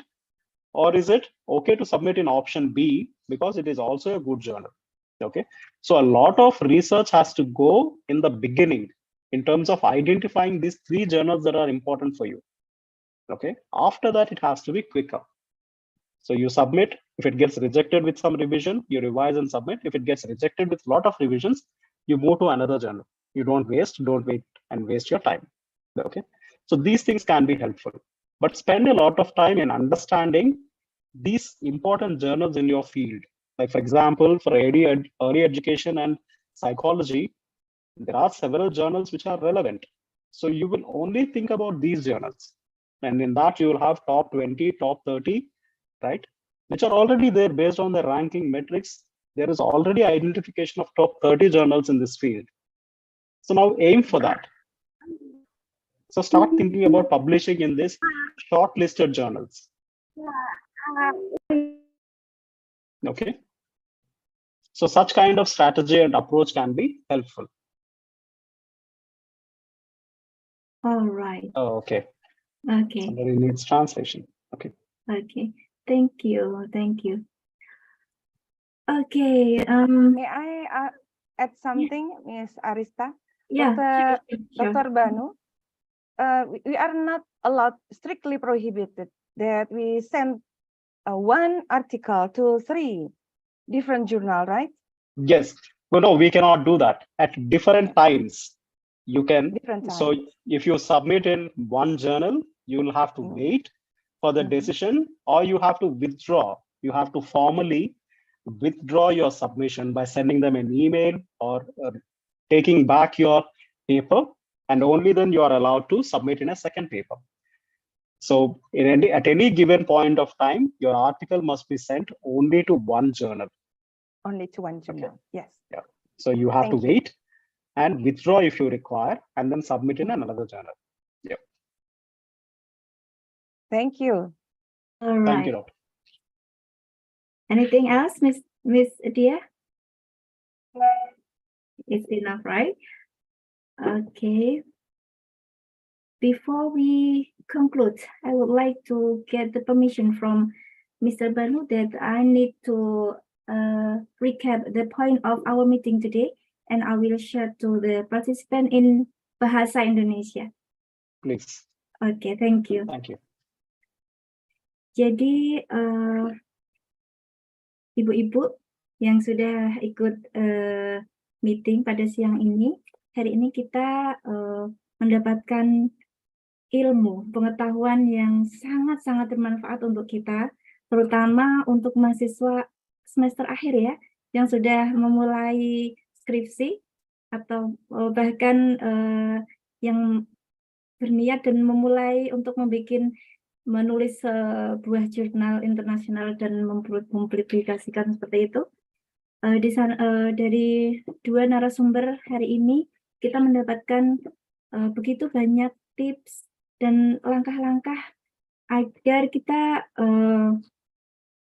memulai menulis jurnal artikel kita dengan sangat cerdas seperti itu ya, dimulai dari memilih topik yang sedang trending saat ini sehingga bisa pas seperti itu. Tapi kita tidak hanya bicara mengenai topik lokal, karena disinilah kita dianjurkan untuk berkolaborasi tidak hanya dengan lokal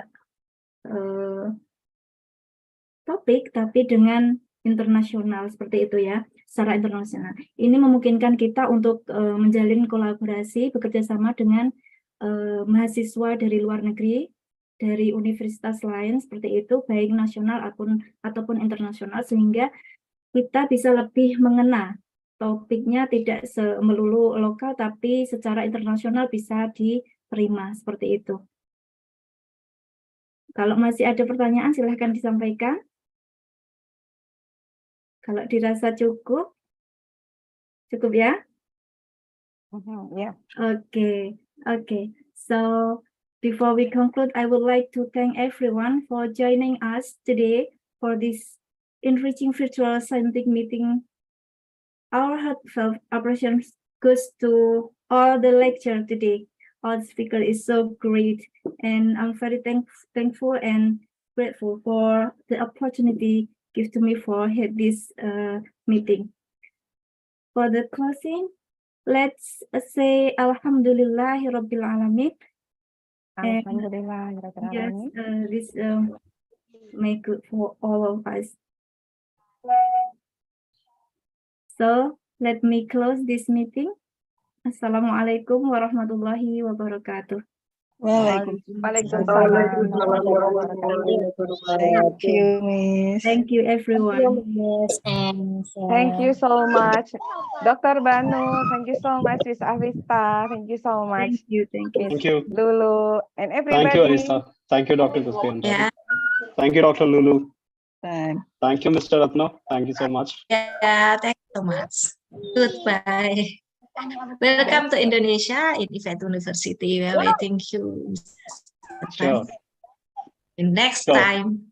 Whenever you want me to, I will be there. Wow, that's very good, Mr. Banu. Thank you.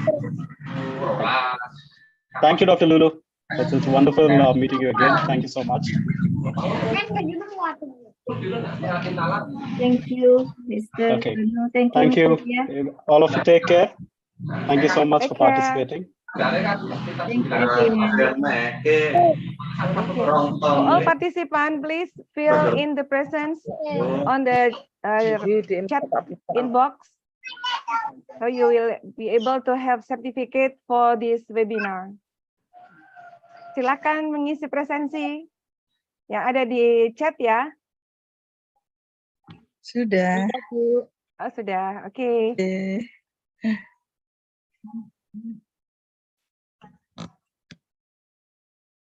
Silakan Mbak Arista, bisa ditutup. Oh, sudah ya tadi ya. Oke, terima kasih banyak Ibu-ibu, terima kasih untuk hadirnya. Silakan Mbak Arista, apakah sudah boleh boleh keluar?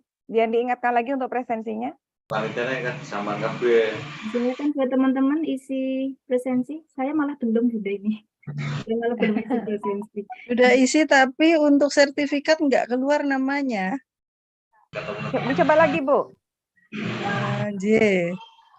Biar bisa diunduh sertifikatnya.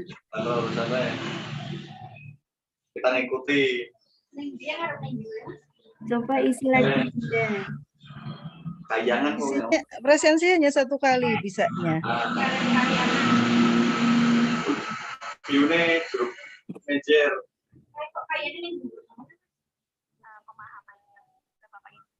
Terus datuan terus.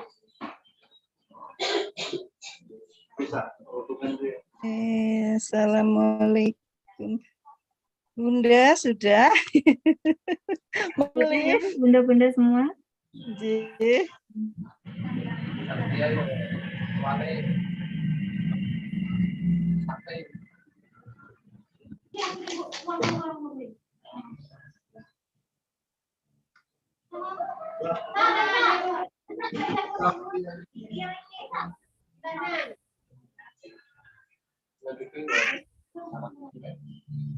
mana gue rata panangan kan keren pendukung telogo warna juga mana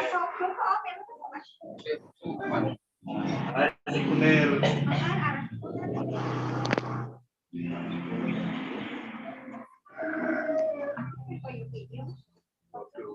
bisa jurusan gue jangan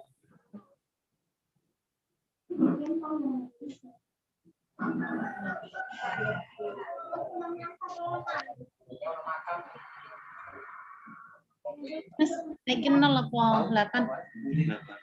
8.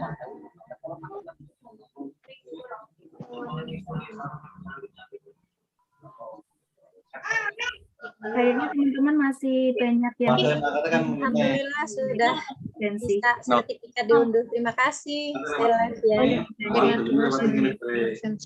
teman-teman yang belum bisa silakan dicoba lagi nggih. Sudah diunduh ya, Bu. Tidak bisa diunduh ya. Pokoknya untuk pengayangan baik kan nonton sekolah atau gorengan. Kalau panitia pilih kendaraannya dia.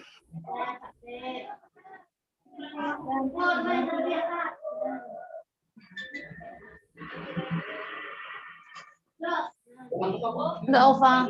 Tolong fotokan ini, soalnya saya nggak bisa di screen di browser. Ini Mbak.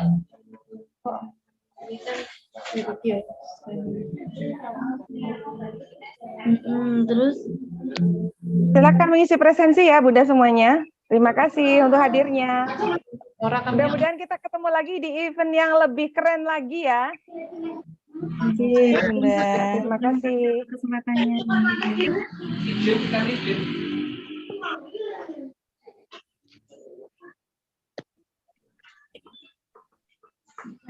Kayaknya 20-an apa toh? Iya tuh. Ke 15-20.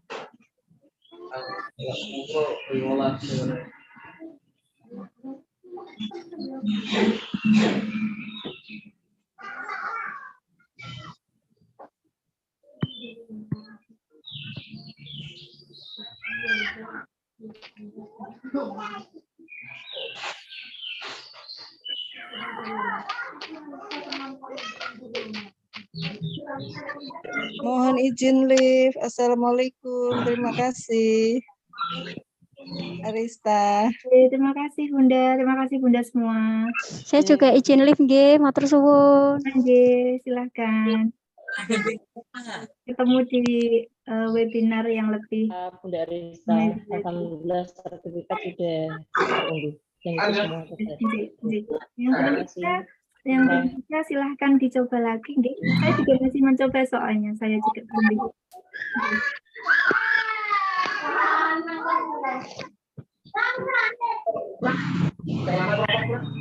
Iyalah.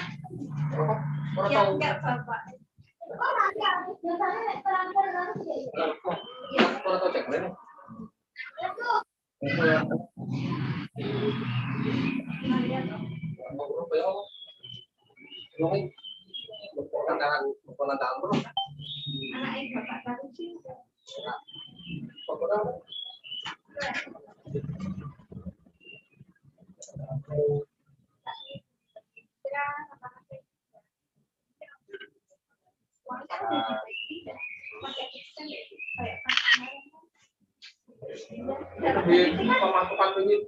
Halo Mbak Arista.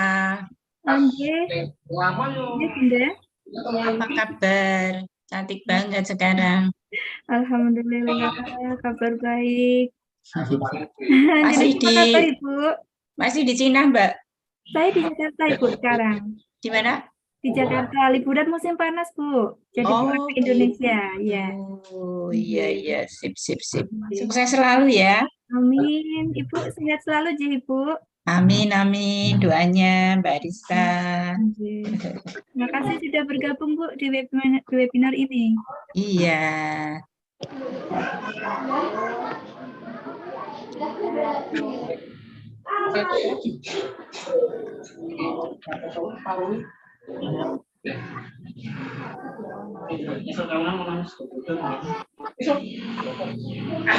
Kasihkan balik ya.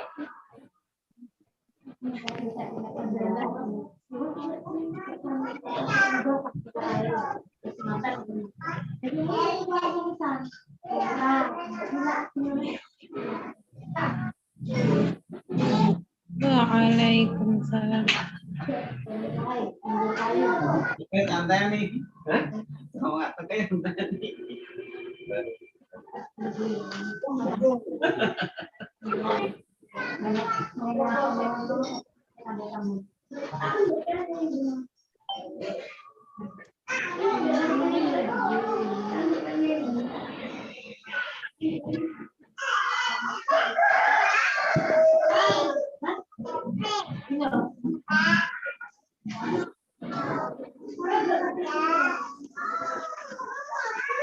Apakah teman-teman masih ada yang belum bisa mendownload?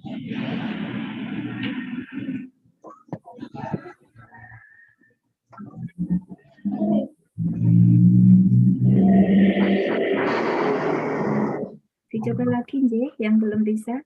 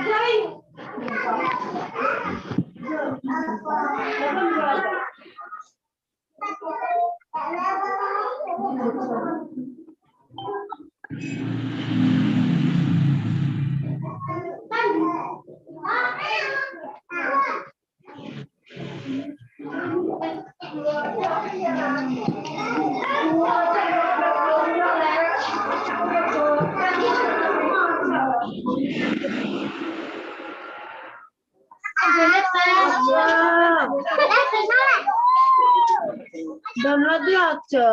Wih kok apa-apa aku mau hapusin, Mbak.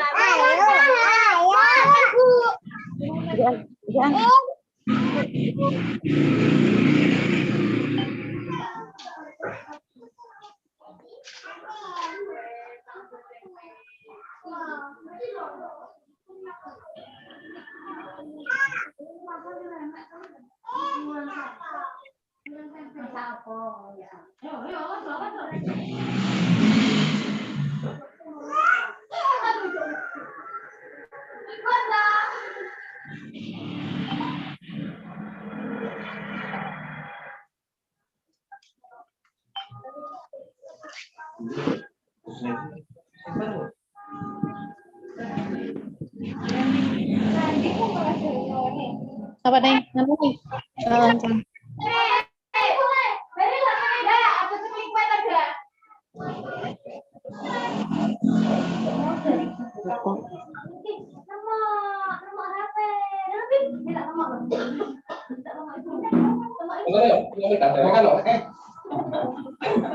Salahnya sendiri.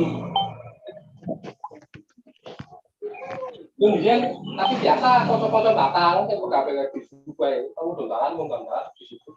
Pengumpulan foto. Itu yang kita pakai itu. Foto. Nah, itu kan enggak orang-orang yang foto kan foto insyaallah. Lalu kayak kopi.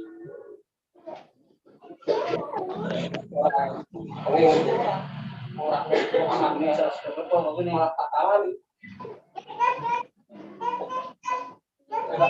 Kan ini Murah kan ya ora.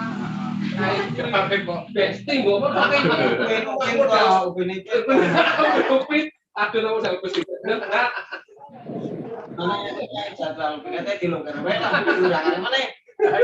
Kalau narik kira-kira selalu datang kan. Ya, proses aman, Oke, aku kan ya. Ya masih iki setahun sih.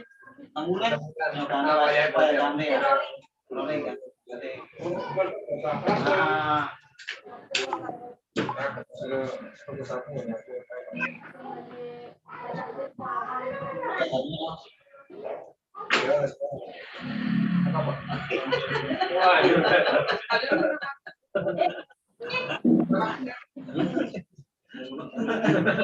Tagihan. Surat tagihan.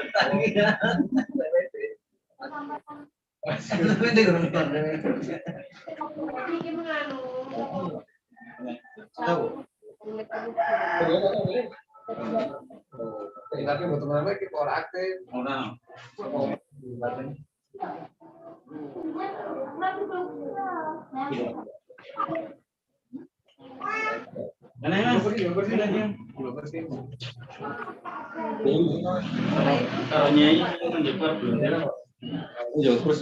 Lanjut kursi PM.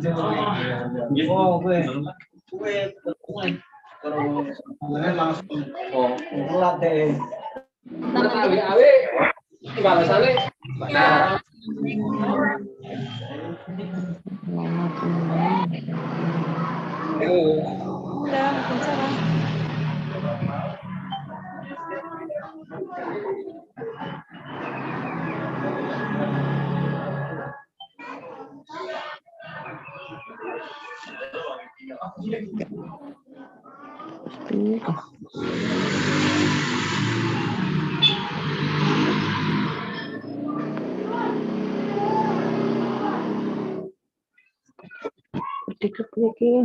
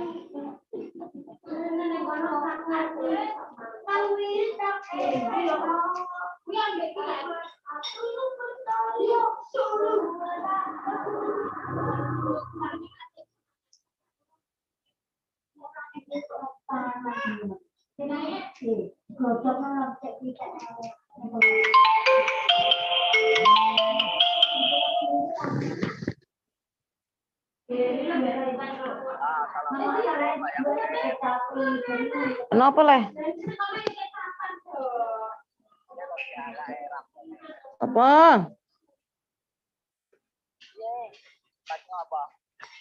Sibuk.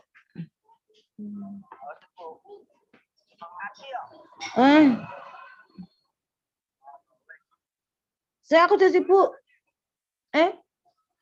Aku sibuk si Anse.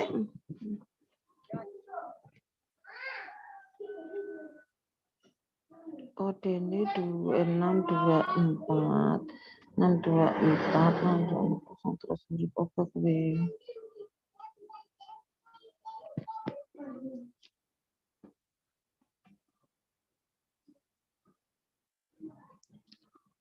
Halo. Bupi, berarti kode ini kita tulis 62400 ki, kosong ki. Gurune ndi lah? Gurune nol. Mbah, gak. Apa kuwi kaya huruf ngono lho modele. Kayak iki bereng. Iya, itu kapcanya ditulis Bunda ya. Itu kapcanya ditulis di kotak bawahnya itu. Oke, terima kasih. Nggih. Ditulis, nanti setelah itu ada kotak kecil centang setuju dengan syarat dan ketentuan itu juga dicentang dulu. Oh, ngoten. Nggih. Oke, Bu. Terima kasih banyak ya. Dicoba ya, Bu. Iya. Maaf. Nggih, enggak apa-apa.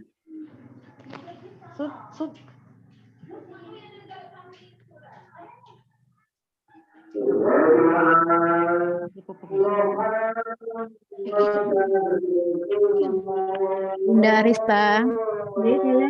Silakan. Ini punya teman itu di download beda nama itu Bun, punyanya teman. Oh gitu. Beda nama. Karena salah nulis presensi berarti Nji. Siti Juwaria di download itu munculnya Pita Utami. Oh berarti dicari aja yang namanya Siti Juwaria Bun. Karena itu tadi isinya kan secara otomatis berdasarkan dengan absensi ya. Jadi jenengan tadi absensinya ngetiknya namanya itu otomatis muncul di situ. Jadi ada sendiri namanya Pak. Juwaria sendiri. Sudah saya coba pergi pencarian itu Siti Juwaria, terus saya klik unduh itu munculnya juga Bu Pita Utami juga. Halo Ibu. Ibu, halo. Bu mau tanya. Untuk ada nih Bun, Siti Juwaria ada sendiri nih. Apa Bun? Ini Siti Juwaria ada sendiri nih, saya cari di sini. Ya ada. Ada. Silakan diketik Siti Juwaria, ngoten nggih. Ini ada Siti Juwaria dari UNISVET. Ya ini tulisannya belum diunduh tulisannya aja. Ya kalau diunduh itu munculnya Bu Pita Utami Bun. Oke, jadi kula sing unduh nggih. Nggih. Bu, mau tanya Bu. Halo. Nggih, silakan. Bu, untuk kode kan 6204 itu huruf apa ya Bu kayak gini tuh?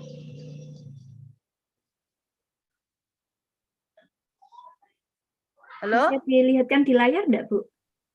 Enggak bisa ya? Mana ya? Atau bisa menghubungi saya di WA saya, Bu. Silakan dicatat 0. Oke, sebentar. J, nanti bisa di screenshot di WA saya, J. Ya, oke, Bu. Terima kasih. J. 088 088 088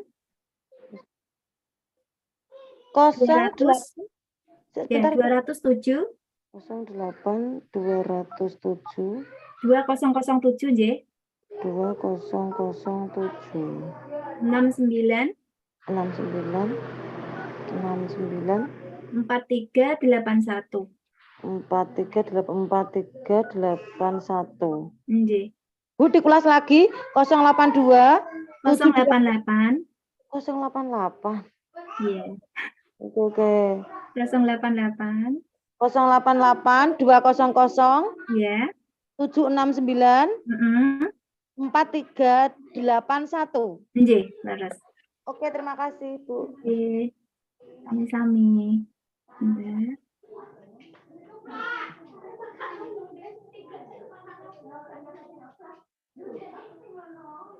Dosen.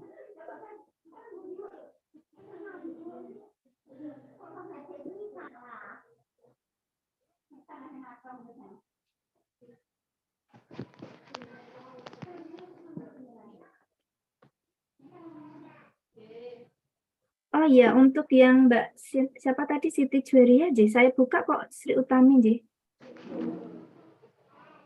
Ya, nggih, Bun. J. Saya buka kok Siti Utami. Oke, nanti saya ini J. Catat dulu, nanti saya sampaikan kepada panitia J. Nggih, Bun. Makasih nggih, Bun. Siti Juwaria. Ria. Nama di sertifikat siapa tadi, Bu? Siti Juwaria juga, Bun. Ya, nama di sertifikat yang diunduh tapi siapa? Sri Utami. Pita Utami, Bun. Oh, Pita Utami. Oke. Nanti saya sampaikan ke panitia, J. Makasih, Bun. Oke, sami-sami.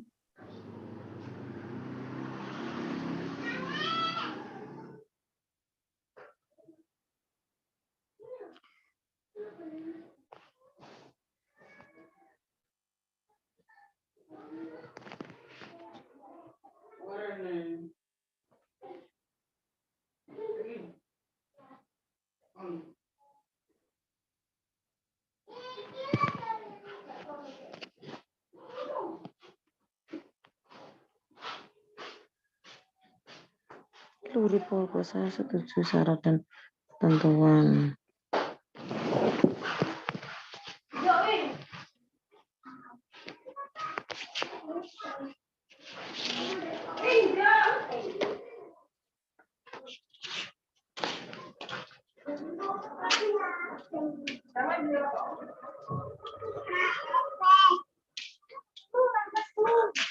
Halo, ngono kuwi urip apa lah bupene goleki ning ndi nggone?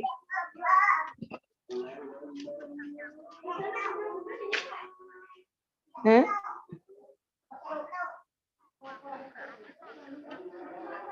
Iya, wong nek ndelok mung nek ngandani mung kode opong, tapi nek mek kondi sangkane ngono lho. Piye carane nek mek? Aku kan ceritanya gak ngebel, ijek melok Zoom aku ngebel sampean kok krungu. Oh iya Bunda Yaya, itu namanya kode bopong bareng.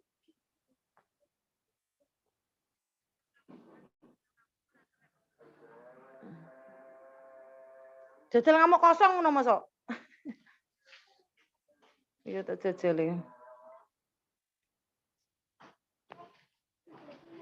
Itu kode captcha-nya harus diisi ya, Bunda.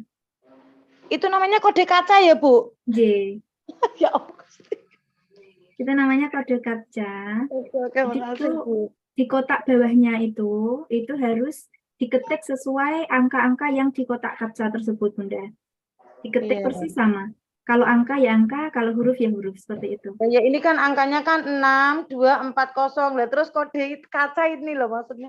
Kode kaca ambil di mana? Ya ditulis itu, Bun. Berarti ditulis 6, diketik 6, terus udah. angkanya berapa itu, J? Diketik itu, Bunda. 6240. Terus kodenya itu loh, kalau ambil di mana gitu? Di kaca ini. Di kaca ini. Aku kode kaca. Aku bukan main ini. Di kaca. Bunda. Belum Bu, sebentar kode kacanya itu loh, ambilnya di mana? Itu kotak bawahnya itu disentuh gitu, diklik itu kan nanti keyboard kan, Bunda. Itu ketik biasa lewat keyboard, Bun. Lewat apa? Lewat apa, Bu? Keyboard laptop apa keyboard HP juga bisa. Itu ketik sendiri. Lewat HP enggak nanti dulu. Sampai enggak ada yang namanya kode kaca, Ibu. Lihat nih,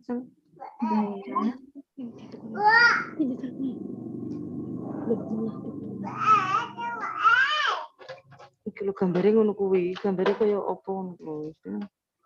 Oke, bisa.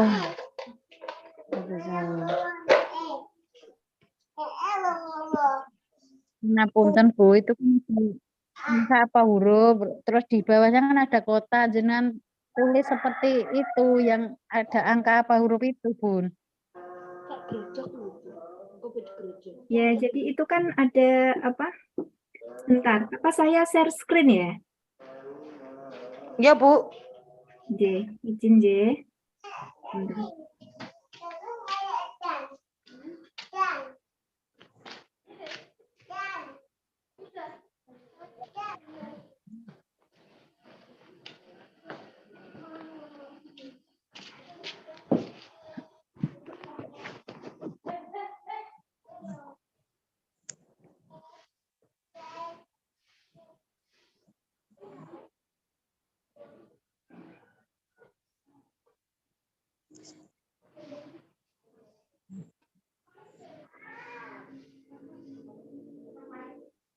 Sudah kelihatan nggak, Bun?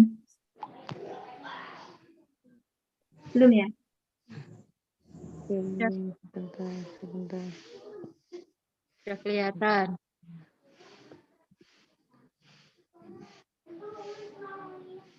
Maaf Bu. Assalamualaikum. Salam. Saya kok nggak bisa ini ya?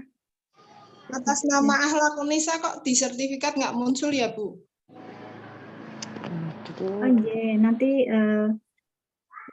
silakan hubungi panitia. Jadi siapa yang kasih link, siapa pun nanti dihubungi seperti itu, J.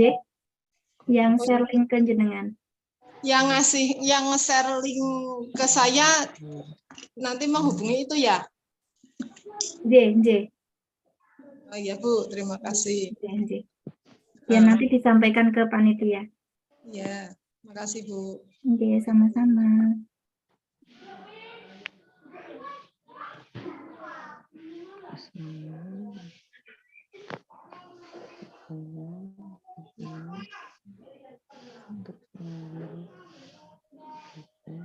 Saya mau share screen tapi kok nggak bisa, J, karena tadi yang bikin timnya bukan saya. Jadi untuk kode angka-angka itu pun, itu di bawahnya kan ada tulisannya kode keamanan ya. Nah, yang kode keamanan itu diklik, nanti terus ngetik huruf atau angka sesuai di angka di atasnya itu tadi.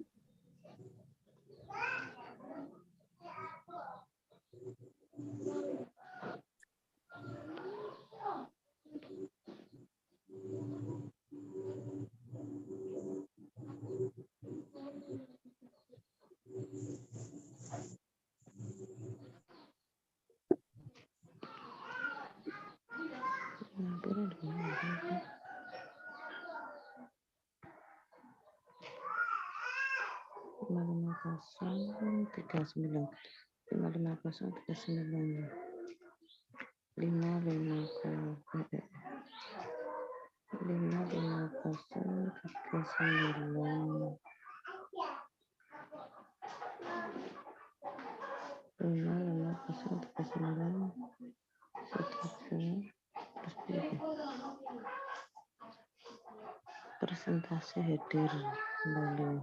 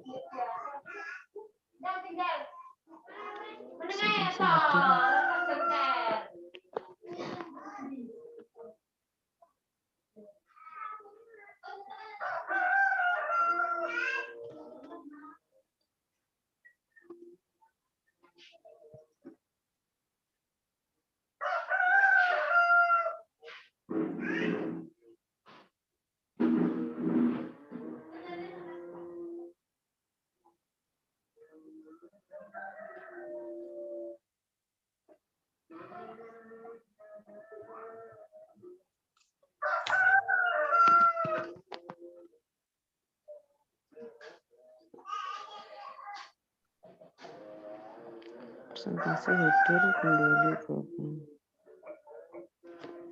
Untuk Bunda Siti Juwaria, saya sudah sampaikan ke panitia. Silahkan hubungi panitia, J.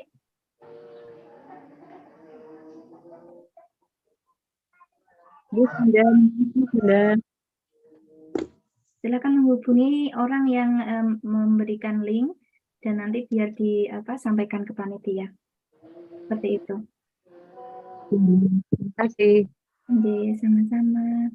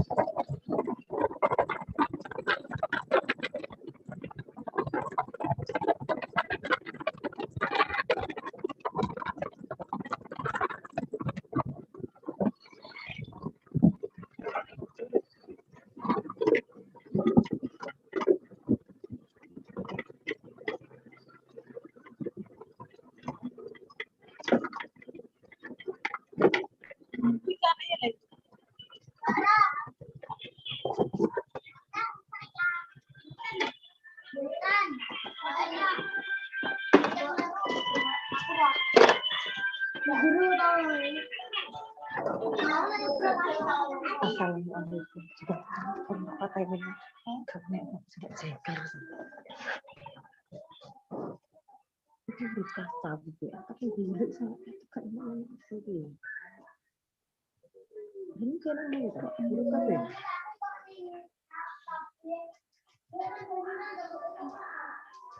Tak jajan kayak ada nambah kacang, kirian grup kacang.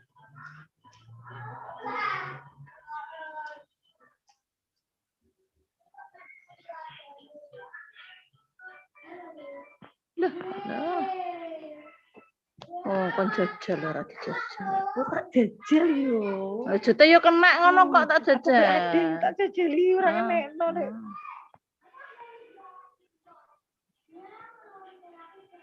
Itu bukan huruf. Ciri sapa? Iki jete muncul. Pencarian rupan.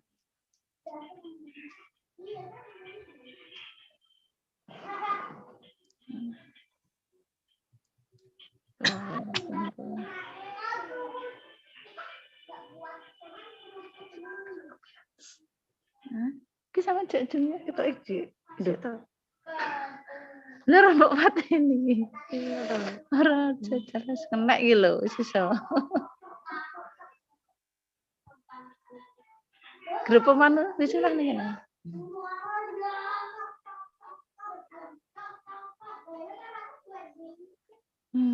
Yes. Oh, aku tak kualitas. Kapri. Aku ayo. Nol Bu, anu. Oh, bukan. Iki ora aku cek gak wis mati to ya. Iki rotakan. Aku keluar apa sama? Sik tak keluar sik. Gila tak takon aku dhewe ya. Guru dhewe iku kode apa? Huruf O ngarep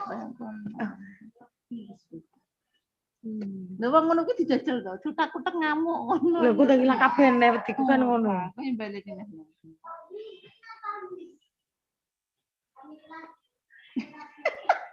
Beti. Buah tek kotak. Kotak todor nyeluk.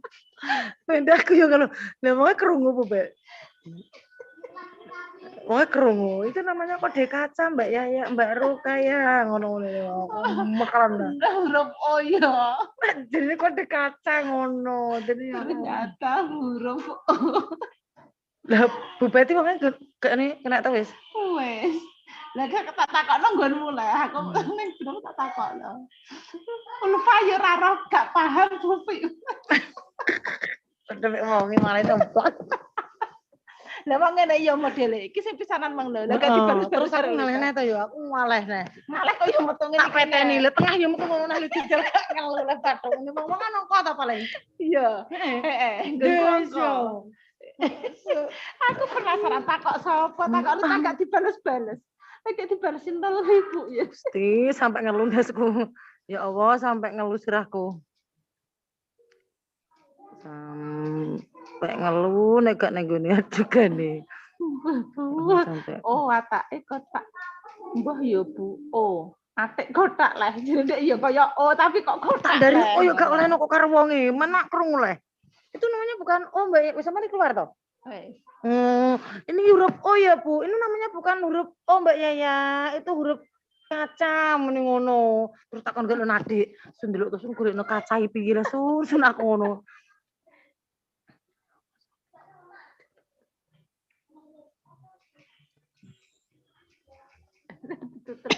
Tadi ya. Lah kok tak WA leh. Terus mbok jajal kan ngene. Lah aku sundelok iki piye nek ini. Jali sama. Kotak-kotak ini.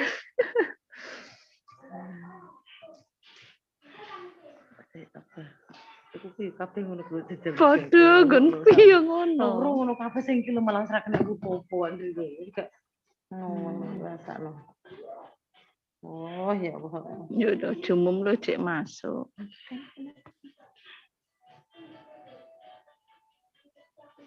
Ki lho Mbak keluar ya ngene. Jadi sangat bang jadi gak ketok mari wong terus bulet. Keluar dari dalam.